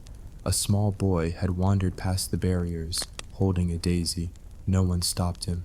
He looked up at her with the unfiltered honesty only a child can wield, and with the gentlest movement imaginable, she took the flower from his hand. Her fingers brushed his. It was like watching history bleed. The silence was cathedral-like. Then an explosion of cheers, tears, and disbelief. The queen bowed her head, and then she walked away. She did not speak. She did not explain. She never mentioned it again. But the world changed. People touched more freely. Courtiers stopped wearing double gloves. New laws were passed protecting affection in public spaces. Universities taught courses on the era of distance and the queen who ended it. Children in schools passed around silk gloves and asked each other, what would Wilhelmina do? Years later, as she lay dying, she reportedly asked for one thing: a warm hand to hold. She was given that hand by the same boy, now a grown man, her loyal gardener. He held her fingers until her last breath, never speaking, never breaking the spell. And so she died not as the queen who refused to be touched, but as the queen who chose when. Her legacy was not coldness, it was precision, control, defiance, but also eventually acceptance. She ruled not by domination, nor by distance, but by desire, to be known, and feared, and finally felt, a legend wrapped in velvet, sealed with silence and cracked open by a daisy. Hey guys, have you ever heard of a love so scandalous it threatened to collapse an entire monarchy, but also involved secret letters, hidden tunnels, and a goat? Stick around, because today we're diving into a tale that's part Romeo and Juliet, part political thriller, and entirely absurd in the best historical way possible. Once upon a time, because how else do these tragic royal messes begin, there lived a princess who was expected to embody every virtue her kingdom could invent. Her name? Let's call her Princess Amalia of Stravengard, a glittering duchy known more for its ridiculous ceremonial hats than for actual governance. Stravengard was the kind of place where every second citizen claimed to be noble by marriage, and where even the soup was considered too aristocratic to slurp. Amalia was, of course, beautiful. Not just court painter flattering the patron beautiful, but genuinely cursed with that kind of radiant, inconvenient beauty that turned heads, stirred gossip, and infuriated older duchesses. She had eyes like storm-wrecked skies, hair that cascaded down in waves so artfully messy it took 6 maids 3 hours to arrange it, and a smile that diplomats said was lethal to trade negotiations. She also had a problem. That problem was being born royal. Her days were scheduled tighter than a bishop's corset. Morning prayers, needlepoint, horseback rides conducted at exactly 3.7 miles per hour, harp practice with a tutor who smelled like boiled cabbage, and dinners so long they could qualify as historical epochs. Every conversation was filtered through layers of etiquette so thick they could strangle a goat. And love? Love was not in the cards. Amalia's future had been decided before she could spell her own name. She was to marry Prince Dietrich of Eldenheim, a man so dull he was once mistaken for a furniture catalog. Dietrich was polite. He was tall. He had exactly 2 facial expressions, both of which suggested he was silently calculating the square root of celery. But, politically, he was perfect. Eldenheim and Stravengard would unite their 2 absurdly named territories, merging into a glorious future of joint boredom and tax hikes. But then the baker's son arrived. His name was Luca. And no, he wasn't just any baker's son. He was the baker's son, the one who had trained in the capital, whose croissants were allegedly so flaky they inspired a minor poem scandal. Luca had recently been appointed royal pastry supplier, an honor usually bestowed upon older, rounder men with 6 chins and a family crest in flour. But Luca, he was young, he was handsome, and he had a laugh that could shatter porcelain. He met Amalia for the first time during one of those dreaded brunches where foreign diplomats tried to out-toast each other with increasingly elaborate champagne metaphors. Amalia, bored and plotting ways to drop her fork so she could leave early, caught sight of him setting down a tray of elderflower tarts. Time stopped. He bowed. She blinked. He looked up and he smirked. Not bowed and back away like a peasant smirked. Number. This man looked at her like she was a person. Not a title, not a dowry, not a chess piece in the house of regrettable marriages, and that was the beginning of the end. They started with glances, then short exchanges under the pretense of tart feedback. "This one is slightly overbaked," she'd whisper. He'd grin. "Maybe you're just too delicate." Scandalous. The palace had eyes everywhere. The Lady Chancellor of Gossip and Silverware Alignment, an actual position, began noticing the princess taking her tea near the kitchens. Rumors began to simmer. Someone swore they saw Amalia handing Luca a napkin. A handed napkin, in broad daylight. By royal standards, this was basically third base. Soon, the walls of the palace became accomplices. Letters were tucked behind tapestries. A servant boy named Otto became the world's most stressed-out courier. He was 12 and already experiencing burnout. "I'm just here to feed the pigeons," he muttered once while smuggling a love poem disguised as a laundry invoice. Their relationship deepened. It went from flirtations to long conversations held behind garden hedges and in candlelit corners of the library. Luca spoke of freedom, of what it meant to wake up every day and choose your own path. Amalia confessed she didn't even know what her real laugh sounded like. "You're more than their expectations," he told her once. "No one's ever said that to me before," she replied and promptly burst into tears, ruining a very expensive lace collar. Of course, their love was doomed. The Royal Matron Council, known informally as the Wigged Witches, was already preparing Amalia's engagement to Dietrich. Diplomatic announcements had been written, toasts had been rehearsed, dress designs had been leaked to the fashion press. There was even talk of a new coin featuring the two of them staring meaningfully at a loaf of symbolic unity bread. And just when Amalia thought she might be able to fake it all, to survive it quietly, the court astrologer made things worse. The stars, he declared, were unfavorable. Not just a little rocky or consider Mars retrograde. He claimed that the princess's birth chart clashed violently with Dietrich's, producing metaphysical friction so strong it could cause emotional tremors across the diplomatic spectrum. Even the stars wanted her out. It gave her courage. So, in an act of romantic recklessness not seen since Queen Benedicta fled her wedding by riding a pig cart into a swamp, Amalia did the unthinkable. She asked Luca to meet her at the secret gate behind the rose garden, at midnight. With a carriage waiting, she would run away. She would abandon everything, titles, gowns, harp recitals, painfully silent dinners, for a life of bread, flour, and kisses. He said yes, but of course nothing in royal history goes smoothly. Midnight came, and so did the guards. The carriage was gone. The gate had been sealed. Luca never arrived. Amalia waited and waited, until dawn broke, and so did her heart. What happened to him? Was he caught? Bribed? Imprisoned? Did he betray her? No one knew. No one ever saw him again.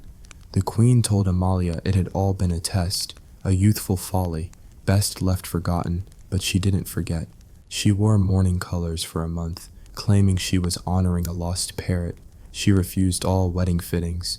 At one point, she locked herself in the music room and played a waltz so sad that 3 violinists resigned mid-note. Eventually, she relented. The wedding to Dietrich proceeded. The pastries were exquisite, though no one ever discovered who made them. She married. She ruled. She performed her duties with the grace of a woman who had once dreamed of running barefoot through a market with flour on her nose. But sometimes, when the wind was just right, she swore she could smell elderflower. Married life, as it turned out, was exactly as thrilling as Amalia had feared, like a long, slow walk through a gray painting of beige wallpaper. Prince Dietrich was everything he'd always been, tall, impeccably courteous, and as emotionally expressive as a grandfather clock. Their conversations could be printed on a postage stamp and still have room for a poem. He enjoyed organizing his cufflinks by shade and reading aloud from treaties that hadn't been relevant since the kingdom of Firth collapsed into a vat of fondue. And yet, somehow, Amalia endured, because she had no choice. The wedding itself had been a state affair so enormous it caused several minor famines due to the sheer volume of imported strawberries. There were fireworks, dances, opera singers, a 16-tier cake that collapsed on a duke.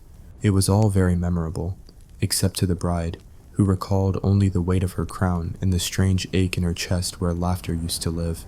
After the ceremony, life became a carefully curated theater of smiles. Amalia fulfilled her duties with robotic precision. She blessed wheat harvests, inaugurated hospitals, waved at babies, and posed for endless portraits that all made her look like she was thinking about tax reform. But in private, she unraveled. She would wander the halls of the palace late at night, barefoot, trailing her fingers along the stone walls, half hoping she'd discover some forgotten passage that would lead her back to that moment in the garden. Her ladies-in-waiting whispered that she was haunted. One claimed she saw the princess talking to her own reflection in the mirror. Another swore she caught her writing letters and burning them without sending. No one dared ask her why she never touched the pastries. She hated them now, especially the elderflower tarts. The ghost of Luca lingered like an unsent message. She imagined him everywhere, in the flour smudged on a servant's apron, in the scent of fresh bread wafting from the kitchens.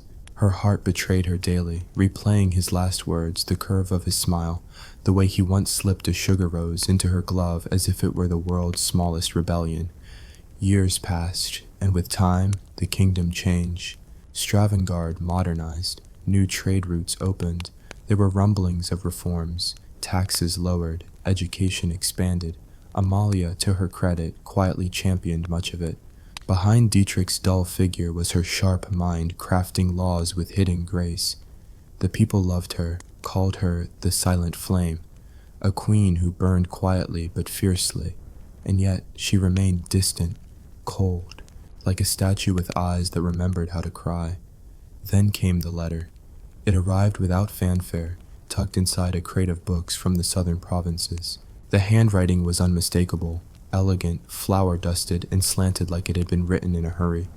Amalia nearly dropped it. She locked herself in the music room for 3 hours before daring to open it. The contents were brief. I was there. I came. They took me before I could reach you. I've lived every day thinking of that night. If you still remember me, follow the lilies at the market. No name, no signature, but it didn't matter. She recognized him in every word. The lilies were her favorite flower, a secret only Luca would have known. The next morning, she dressed in plain linen, tucked her hair beneath a scarf, and walked down to the city market, alone. A scandal, a royal scandal. The guards nearly fainted. Dietrich was informed and responded with his usual emotional depth, a confused frown and a distracted nod. Amalia found the lilies at the far end of the market, arranged not in a bouquet, but in a breadcrumb trail, literally. She followed them through winding alleys, past vendors hawking candied pears and embroidered socks, until she reached a tiny bakery with no sign. It smelled like memory. She stepped inside, and there he was. Older, of course, a little more worn around the edges, hair flecked with silver, but the same eyes, the same crooked grin, the same quiet storm in his chest. "You found me," he said. She stared. "Why didn't you send for me sooner?" "I thought you'd hate me," he replied, voice thick. "They arrested me, held me in the outer provinces. I wasn't released until the king changed hands." "I married him," she said, almost bitterly. "I know. I read every decree, every announcement. Every time your name came up, I imagined you smiling, but not for real. The way you used to, when we were nobody." And just like that, the years collapsed. She didn't cry. Royals aren't supposed to cry in public, but she did touch his hand, finally. And for the first time in years, she felt something that wasn't ceremonial or mandatory. They talked for hours, about everything, about nothing. She learned he had spent years baking in secret, moving from village to village, always under a false name, always hoping she'd somehow find him. He'd even written letters that were never sent, pages of longing that lived only in a box under his bed. He never stopped loving her, and she had memorized every line of his face like scripture, but they were no longer children, no longer young rebels running from a crown. They were older, wiser, and very much still tethered to two different worlds. "I can't abandon the throne," she whispered. "I know. I can't leave the people." He nodded. "But I also can't lose you again." He took her hand. "Then don't." From that day forward, Amalia's routine included charity walks into the city, always unannounced, always along the same route. The people believed she was simply checking on the poor. The royal court, grateful for her renewed energy, asked no questions. And once a week, she'd slip into the little bakery with no sign, order the elderflower tart, and sit in the back room where the real business of love was still quietly baking. It was unspoken, unofficial, but real. And in a world of masks and titles, sometimes that's the closest thing to freedom you can taste. Royal obligations, like mildew, only multiply with time. And as Amalia's charity walks became regular, so did the kingdom's attention. Poets wrote about her grace. Artists painted her strolling through markets with a soft smile, never noticing the bakery's door she slipped into. Rumors whispered, was she aiding the poor, planning reforms, hiding a secret child? The court did what it always did when baffled by a woman's independence. It speculated furiously and accomplished nothing. But Amalia had changed. She laughed more. Not publicly. Heavens, no. Publicly, she still performed her duty with the precision of a well-oiled ceremonial cannon. But privately, her eyes no longer stared past her own reflection. Luca had rekindled something royal life had tried so hard to smother, her sense of self, her ability to feel, and, in very careful doses, joy. They met in secrecy, always with risk. Every meeting was a gamble with her crown. But what was monarchy, really, if it came at the cost of everything human? She was a queen, yes, but also a woman who had once danced barefoot under a bakery roof, drenched in flour and wonder. Sometimes they said nothing at all, just sat close enough for silence to be the language. Still, nothing gold can stay, or even rose gold plated, because power, like hunger, eventually notices anything out of order. And so it happened. Someone followed her. Not a peasant, not a courtier, but a young, ambitious captain of the royal guard named Emmerich, fueled by the suspicion that virtue never walks the same alley twice. He saw her enter the bakery. He waited. He watched. He asked questions. Then he reported it. The council naturally lost its collective mind. A queen consorting with a commoner, and not just any commoner, but a man who had once been detained for inappropriate proximity to the royal person? Scandalous, treasonous, potentially revolutionary.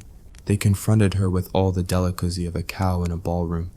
Amalia sat on her throne as they raged, her expression unreadable, her fingers perfectly still. When they finally ran out of steam, she asked only one question. Do you believe I serve this kingdom poorly? Murmurs, awkward glances. No one could say she had. Reforms were working. The people adored her. Even Dietrich, bless his dry, lint-filled heart, was happy to let her govern so long as he could spend his days composing footnotes on regional agriculture. I see, she said. Then perhaps what disturbs you is not my performance, but my person. They tried to backpedal. She did not let them. Amalia did not deny the affair. She did not plead. She did not faint like a Victorian heroine choking on decorum. She stood, looked each of them in the eye, and said, I have given you prosperity, stability, diplomacy, all without complaint. If my loyalty is worth less than a woman's right to be touched, then perhaps you do not deserve the crown I wear. The room froze. For a moment, time forgot how to move. Then, slowly, her husband rose. For the first time in their marriage, Dietrich spoke with something resembling clarity. My wife has served better than any monarch before her. If she chooses to love beyond these walls, that is no crime. It is survival. A gasp. A royal husband not only aware of his wife's affair, but supportive? Whispers turned to silence. No one dared to challenge both monarchs at once, and so the scandal dissolved, quietly, like sugar in tea. There were new rules, of course. Discretion was demanded. Luca was not to be acknowledged publicly, nor allowed within court, but Amalia was given space, and that was enough. Almost. Because love, though fierce, has to bend to survive, and theirs did. She continued her role with the usual performative grace, smiling at banquets, signing edicts, naming bridges, and always once a week the charity walks. The bakery thrived. Luca hired apprentices, expanded his menu. He never bragged, never sought favor. He remained the quiet heartbeat of a woman who ruled with both fire and forgiveness. They shared everything but a name. Then came the war. As always, history couldn't resist crashing a happy story with its muddy boots. A neighboring duchy, long jealous of Stravengard's peace and prosperity, declared an offensive over some meaningless insult involving goats and grain tariffs. Soldiers were called, borders tightened. Dietrich, who had never raised his voice louder than a polite cough, found himself issuing commands with surprising effectiveness. Amalia, though, became the kingdom's real weapon. She organized the medical units, funded the supply chains, trained messengers. She even delivered a speech so stirring that one general swore it made his sword vibrate. But the strain wore her thin, nights spent poring over maps, days spent sending boys to battle. Her heart, so recently awakened, was bruising again, not because of Luca, because she feared she would lose him. War doesn't care if your lover is a baker, it just eats everything. One morning, the unthinkable happened. A bomb struck a trade route near the city, the bakery district. She heard the news from a trembling servant. Amalia dropped everything. The court protested, the guards panicked, but she ran to the market square. No disguise, no decorum, just desperation, smoke, screams, shattered glass. The bakery was gone, flattened, a shell of ash and memory. She collapsed to her knees in front of the rubble, her royal robe smeared with soot. People gathered, not to gawk, to mourn, because they knew what the queen had just lost. But even grief has plot twists, because then, through the haze, someone called her name. He had survived, pulled from the wreckage hours earlier, injured but alive. Luca. Amalia broke every rule, every expectation, every standard ever carved into a crown. She kissed him, right there, in front of everyone, not like a royal, like a woman, like someone who had waited half her life to be allowed a single moment of unfiltered truth. And the people? They didn't riot. They applauded, not because they were pleased, but because they understood. Finally, the queen who gave them everything had chosen something for herself. Love, it seemed, had declared its own revolution. Peace, like dough, takes time to rise. And though the war dragged on for months after that moment in the rubble, something had shifted. The people no longer saw Amalia as just a sovereign. They saw her as theirs, not a figurehead stitched together by protocol, but a breathing, bleeding woman who had dared to love and suffer like the rest of them. The soldiers fought harder, the citizens rationed with pride. Even Dietrich, whose military aptitude was still mostly limited to organizing sock drawers by region, managed to win the hearts of a few officers by admitting, "My wife makes all the hard decisions. I simply hold the map and nod convincingly." By year's end, the enemy sued for peace. A treaty was signed under a neutral tent, lined with anxious diplomats and suspicious cheese platters. Amalia's speech at the final summit was less about victory and more about survival. How kingdoms are not built solely by iron and gold, but by tenderness and bread, ink and forgiveness, and yes, by the risk of choosing something as scandalous as personal happiness. Luca never returned to his bakery full-time. His injuries lingered, but he found new purpose. He taught at the Royal Academy of Culinary Arts, yes, that became a thing, and trained a generation of chefs who would bake their way into history textbooks with less blood and more brioche. He and Amalia remained apart in public, but no longer in shame. Everyone knew. Even the nobles stopped pretending. Whispers turned into nods. And if anyone raised a brow, Amalia simply smiled the way queens do when they're too powerful to be corrected. As for Dietrich, history would remember him as the peaceful consort, a man who understood that real masculinity is sometimes stepping aside. He and Amalia maintained a warm, odd friendship, full of mutual respect, separate bedrooms, and the occasional debate over canal taxation. But power is a slippery crown. Time passes, faces change. Amalia ruled for another decade, long enough to secure reforms in education, labor, and healthcare, long enough to see her people grow used to the idea that strength and softness can coexist, long enough to carve her own version of royalty into the bedrock of the kingdom. When she passed, peacefully in her chambers, holding a letter from Luca, too frail to visit but never too far, there was no scandal, no gasp, just mourning, just love.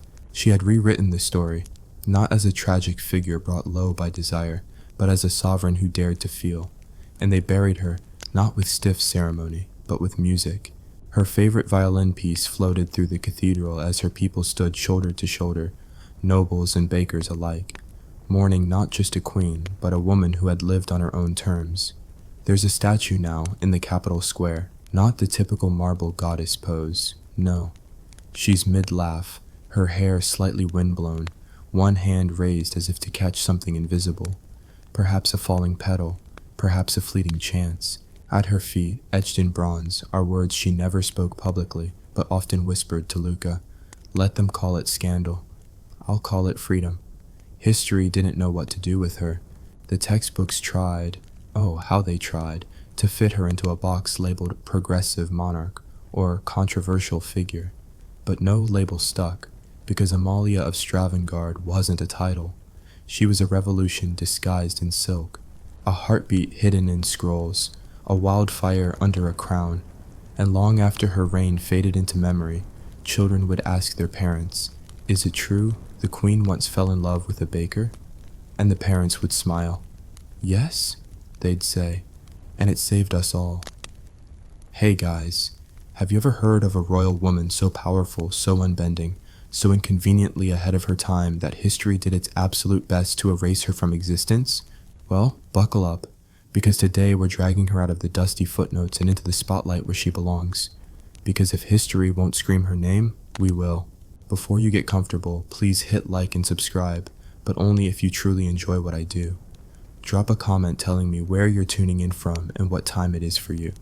It's always fascinating to see who's joining us from around the world. Now, dim the lights, maybe turn on a fan for that soft background hum, and let's dive together into today's journey. Her name was Grand Duchess Amara of Velbrook, though you've probably never heard of her, which is impressive, considering she nearly upended a dynasty, scandalized half the continent, and introduced laws that wouldn't be seen again until women were legally allowed to wear trousers without being arrested. Velbrook, a micro-kingdom wedged awkwardly between two eternally bickering empires, was a place where sheep outnumbered nobles, and court intrigue was considered a regional sport. It was also a place where kings drank too much brandy, where courtiers measured loyalty in bribes per minute, and where women were expected to smile, curtsy, and produce heirs as quietly as possible. Amara was born into this delightful cesspool of powdered wigs and casual misogyny in 1674, the youngest daughter of Grand Duke Wilhelm II and his fourth wife, a woman who famously fainted during Amara's birth and stayed that way for the better part of an hour. She was never expected to matter. The family motto might as well have been, "Hope for a son, tolerate the rest." But Amara was not built for tolerating. By the age of 8, she was already refusing corsets on philosophical grounds. By 12, she'd taught herself Latin just so she could annotate the palace's financial records and point out discrepancies in royal spending. And by 15, she had publicly corrected a bishop's theological argument during Mass. In Velbrook, that was basically a declaration of war. Her older brothers, splendid in their mediocrity, dismissed her as too clever for her own good, a phrase often used by aristocrats moments before being politically outmaneuvered. Amara, for her part, developed a reputation as difficult, which in court vocabulary meant refuses to quietly marry a cousin and die in childbirth. She was tall, sharp-eyed, and terrifyingly articulate. She once asked the court historian, "If women are so unfit to rule, why are you afraid of us doing it?" The man reportedly spilled ink down his breeches. At 17, she was packed off to a convent for spiritual reflection, which in noble terms meant, "Please stop embarrassing us in public." The convent, of course, was run by a former mistress of her uncle and filled with more political gossip than an actual parliament. Amara read, plotted, and corresponded secretly with like-minded women across Europe, including a certain Swedish noblewoman known for dueling men and winning. The real turning point came in 1691, when Velbrook experienced what scholars later referred to as the Year of the Extremely Inconvenient Plague. As noble families fled the cities and peasants died in droves, the reigning Grand Duke, Amara's father, decided to continue hunting boar as a form of moral support. He also refused to close trade routes, claiming that illness was mostly a matter of attitude. Spoiler alert, it was not. When Amara returned from the convent to find the capital in chaos, she did the unthinkable. She seized control, not with armies or assassinations. Oh no, Amara played the long game. She gathered the sick in unused monasteries, organized food supplies, and sent physicians, actual physicians, not leeches and prayermen, to the worst hit areas. She did all this while her father remained blissfully unaware, insisting from his hunting lodge that he hadn't seen a single sick deer. People began to talk. A noblewoman, unmarried mind you, taking charge while the men drank and gambled. Preposterous, dangerous, absolutely inspiring. The court panicked. To restore order and shut her up, Amara was summoned to the royal council and offered a compromise. Marry a suitable duke, bear 2 heirs, and maybe, just maybe, they'd let her chair the committee for ornamental gardens. Instead, she delivered a 40-minute speech outlining the complete failure of the male-led response to the plague, ending with the phrase, "You have confused entitlement with competence, and I will no longer suffer for it." Silence. And then, slowly, applause. From the guards, from the lower courtiers, from the chambermaids peeking in through the doors. The aristocracy did not clap.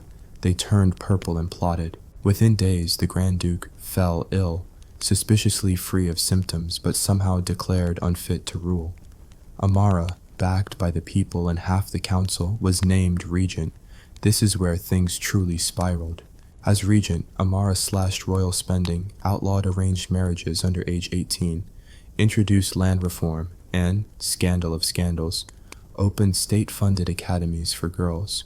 She also passed a law stating that noblemen must pass a literacy test before taking office. 8 resigned on the spot. Internationally, she was mocked as the governess regent, a condescending title coined by a French ambassador with deeply fragile masculinity. He was later banned from court for referring to Amara as emotionally volatile, after she beat him at chess 3 times in one night. Of course, power comes at a cost, and Amara, in her relentless brilliance, had begun to step on toes. Important, wealthy, royal toes. A conspiracy began to form, as all good European stories must include. Letters vanished, servants were bribed, poisoned quill pens were considered. A suitor was introduced, Prince Leontius of Erskine, who was described by one courtier as a potato in breeches. Amara declined his proposal with a short note. "I'd rather wed dysentery." The pressure mounted. Foreign powers whispered about intervention. The nobility plotted a coup, and in a move of sheer absurdity, Amara was accused of witchcraft, because of course she was. Nothing says we fear this intelligent woman like pretending she communes with demons during tea time. The trial was held in the Grand Hall, under the oil-painted stares of long-dead men who had accomplished far less. Amara stood, straight-backed and bored, as bishops and barons tried to prove she hexed their livestock. Her defense? A single statement. "If intelligence and ambition are your criteria for witchcraft, then I pity your God." The room went quiet. She was acquitted, barely, but the message was clear. Velbruck wasn't ready for her. Not yet, not in this century. So she stepped down, voluntarily, announced it herself, said she'd rather write laws in exile than wear a crown in a madhouse. She left Velbruck at dawn, wearing a travel cloak and a smirk. Her carriage passed crowds of weeping citizens. Someone threw flowers, someone else threw a copy of her land reform edict, rolled into a scroll and tied with ribbon. And then she was gone. History, obedient little thing that it is, began erasing her the moment the wheels turned. The official record said she died young, that she was mad, that she never ruled, that she never mattered. But the girls in the academies whispered her name. The farmers remembered the taxes she cut. The women remembered the clinics. The peasants remembered the plague shelters. Her letters survived in secret archives. Her ideas, smuggled across borders, reappeared under other names. Because Amara of Velbruck wasn't a figurehead. She was a flare in the dark, a sharp-tongued miracle the world wasn't ready for. But don't worry. In part 2, we'll follow her into exile. And trust me, she wasn't done rewriting the rules of royalty just yet. She arrived in Montelaro with nothing but her mind, 3 trunks of banned books, and a horse that bit anyone who tried to brush its mane. The country was small, wine-soaked, and sun-drenched, a haven for exiled aristocrats, disgraced poets, and the occasional bankrupt prince with a gambling problem. In short, perfect. Montelaro's ruler, Duke Cesare d'Este, was a man with too much silk and not enough spine. His hobbies included hunting pheasants and avoiding decisions.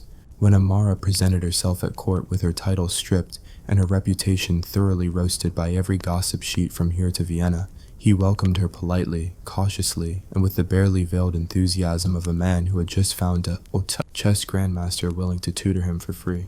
She refused the title of Duchess. She refused the Duke's offer of a palace. What she accepted was a crumbling old monastery on a hill above the capital. "It has potential," she said, ignoring the fact that it also had rats the size of house cats and ivy growing through the windows. Within weeks, she had it cleaned, restored, and stocked with books, maps, and enough ink to rewrite the world. Locals called it the Silent House, though it rarely was. Scholars flocked to it. Women, poor, rich, noble, bastard-born, came seeking lessons, advice, or just to listen. It became a sanctuary, a think tank, a bomb waiting to go off. And Amara? She began writing. Her first work, On the Governance of Reason, was a 600-page manifesto disguised as a political treatise. It criticized hereditary monarchy, ridiculed divine right, and laid out a terrifyingly rational blueprint for how power should function. Naturally, it was banned across most of Europe within a year. 10,000 copies were printed, 20,000 were burned, and yet somehow 40,000 people ended up reading it.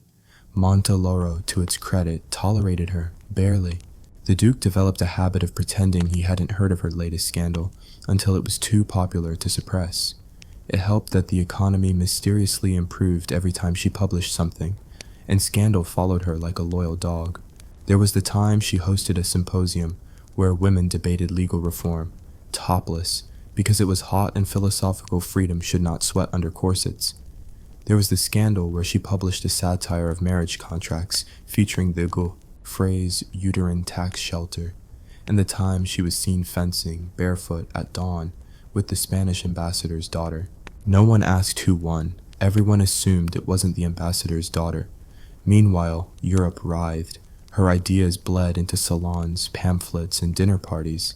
Kings raged, priests frothed. A bishop in Brandenburg declared that she has bewitched the minds of men like a second Eve.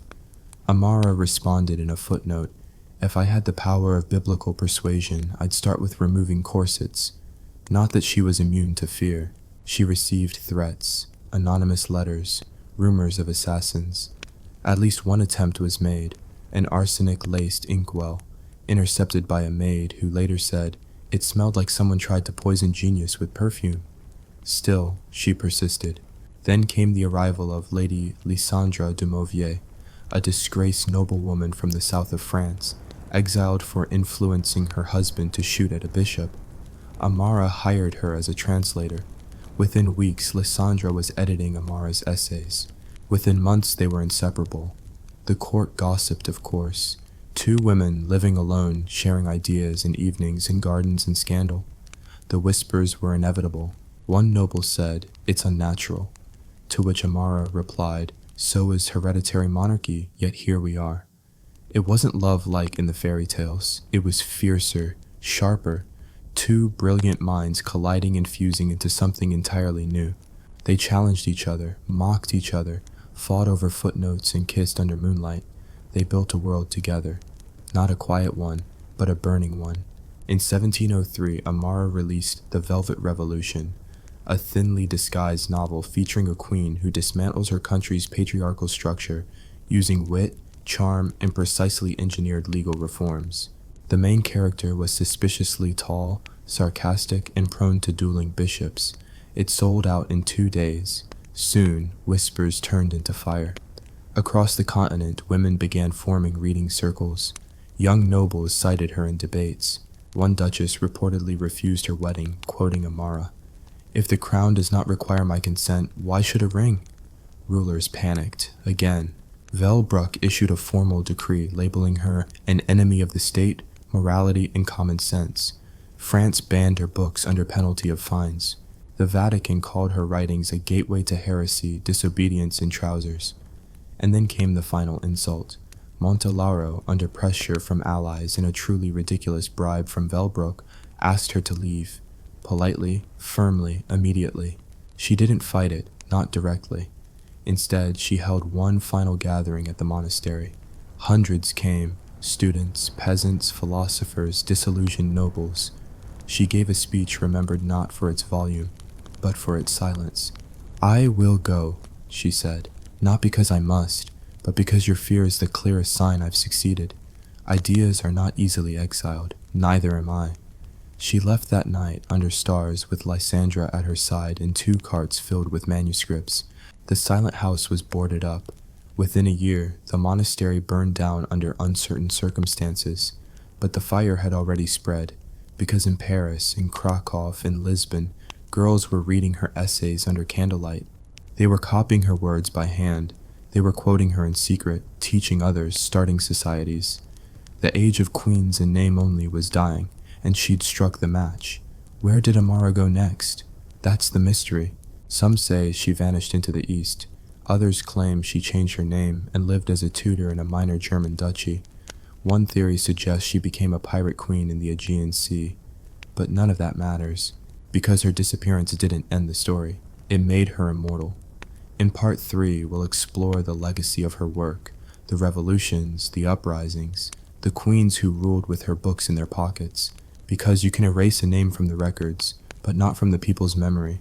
History has a nasty habit of forgetting on purpose, not because it's clumsy, but because it's convenient. And yet, despite every effort to bury her under the weight of dusty ledgers, royal decrees, and heavily edited encyclopedias, Amara refused to stay quiet. You see, while kings built statues of themselves and renamed streets after their dogs, Amara built revolutions. And unlike marble, her words didn't crack. They multiplied. The aftermath of her exile was, ironically, her most powerful political move. She vanished, yes. But in her absence, she became larger than life, a ghost that haunted the palaces of Europe, a whisper in every salon, a shadow behind every rebellious pamphlet. Her name, Amara of Velbruck, became shorthand for defiance. In Vienna, a countess refused to marry and publicly quoted Amara in the cathedral, leading to a scandal so large it made 3 bishops faint and at least 1 poet propose marriage. In Prague, a secret university for women used her essays as textbooks. The password to enter? Velvet shall rule. In the Ottoman Empire, a female astronomer named one of Saturn's moons after her. Quietly, of course. The men never noticed.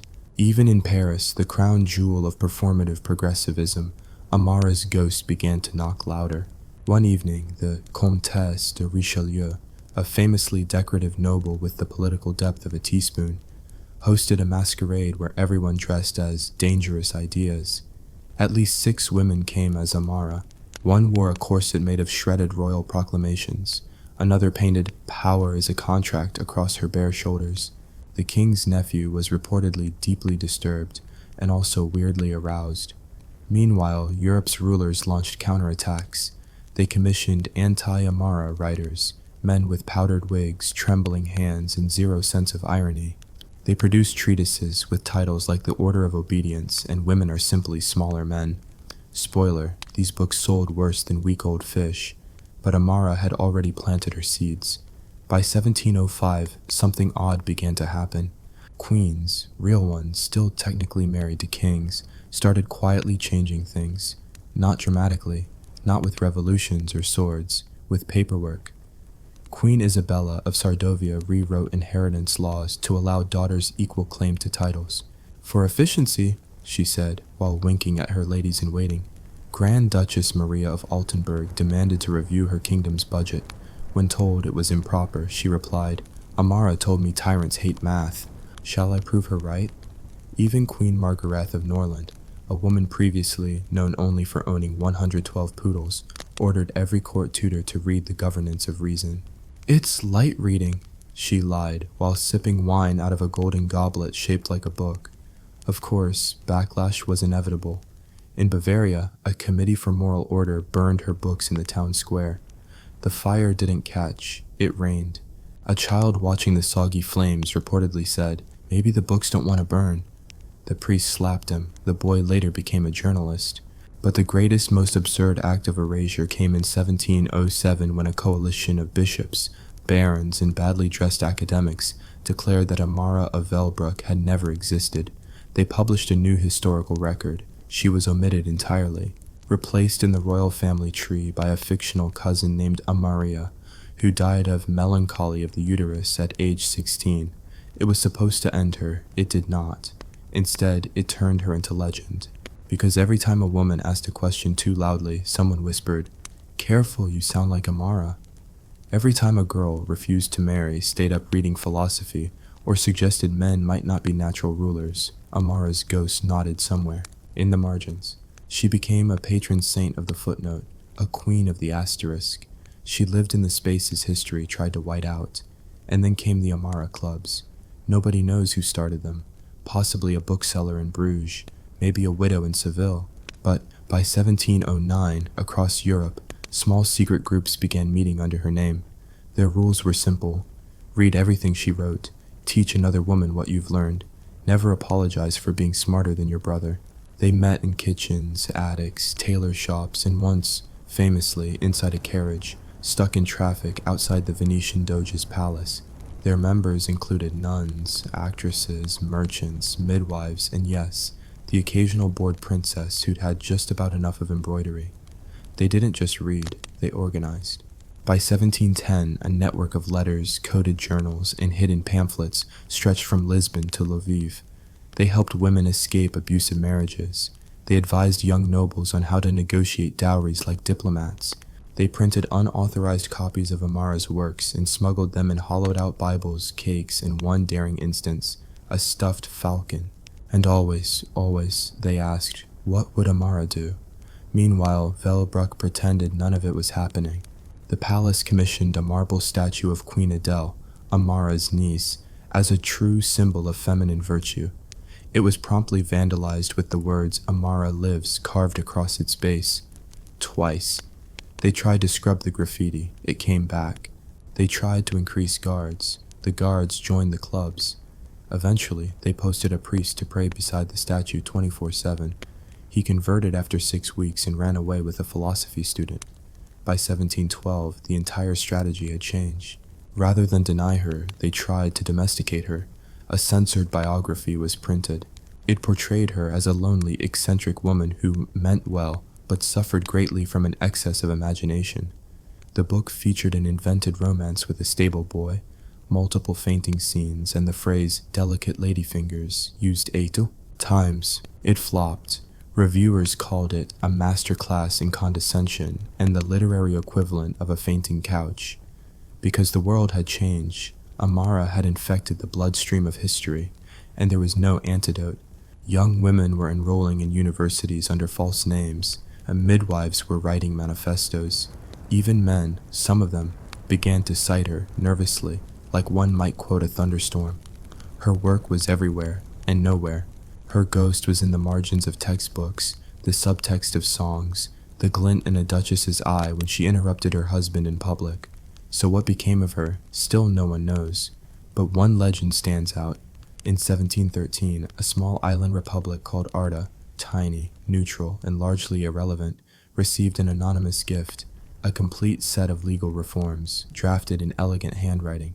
It outlined a new model of governance based on reason, consent, and something called gendered accountability. They ignored it, of course, until a year later when the island's queen died suddenly and her daughter, just 16, rose to power. She announced that her first royal act would be to implement the anonymous reforms, in the name of someone the world tried very hard to forget. She called it the Amara Act, and that, friends, was the beginning of the next firestorm. In Part 4, we'll explore how the Amara Act became a continental virus, how empires cracked under the weight of reason, and why history, try as it might, still can't quite scrub her name from its pages. Because sometimes the people history tries to erase become the ones it cannot shut up.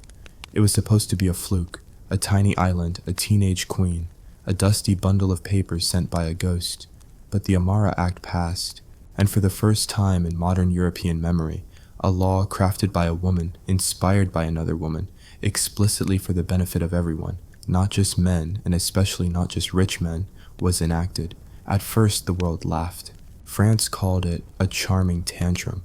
England rolled its eyes and said, they'll be back to corsets and obedience by Christmas.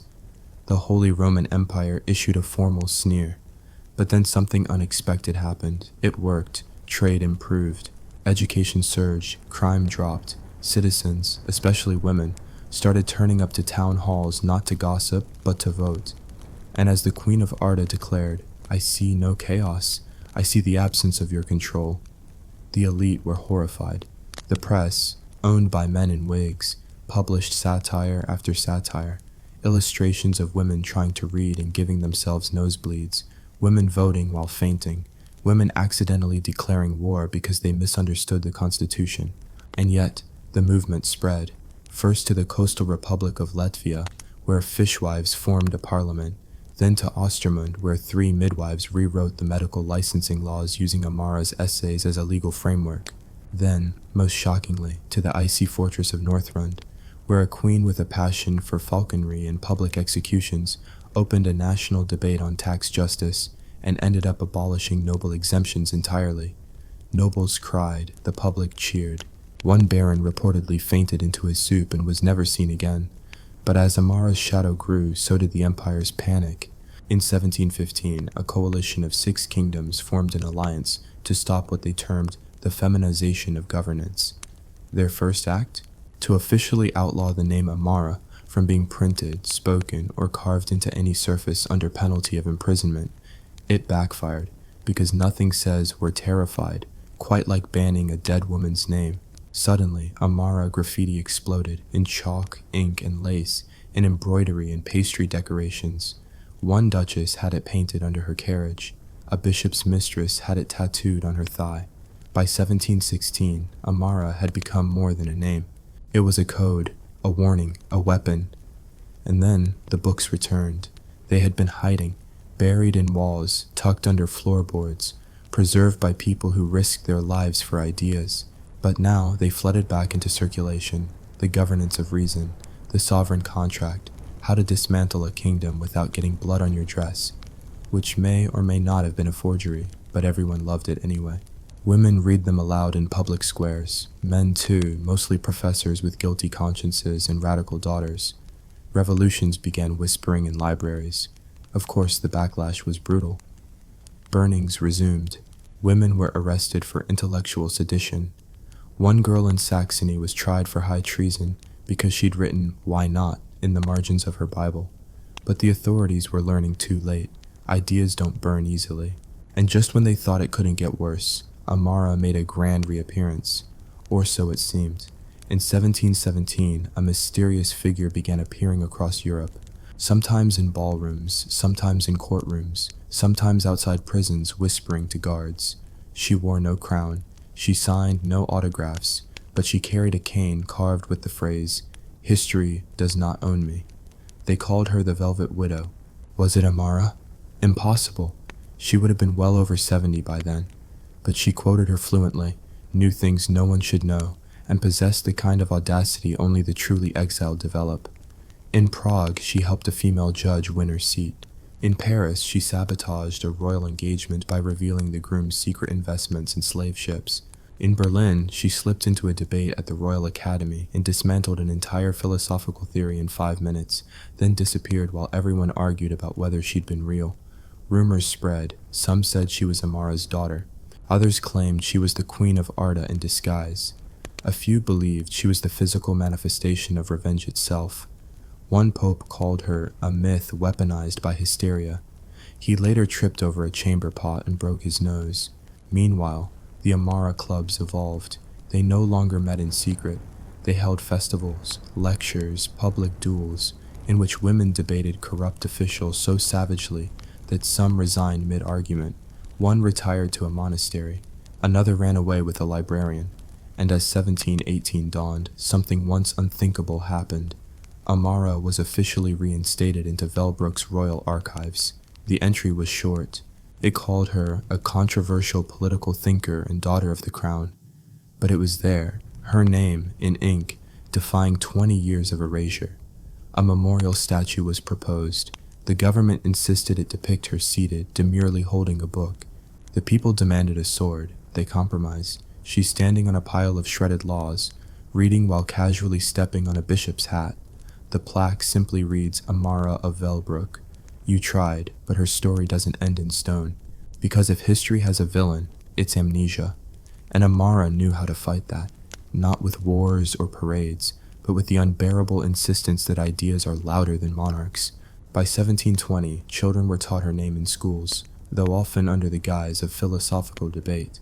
Plays were written about her, some wildly inaccurate. One featured dragons, another claimed she invented democracy and spaghetti. She did not, but she would have had strong opinions on both. And still, she refused to fade. Because every time a young woman read a law and laughed, or argued without apologizing, or refused to be erased just to make others comfortable, Amara lived again. She was not a ghost. She was a rehearsal, a blueprint, a revenge dressed as a woman. And though history tried, oh how it tried, it never truly got rid of her. Because Amara didn't need a throne to rule.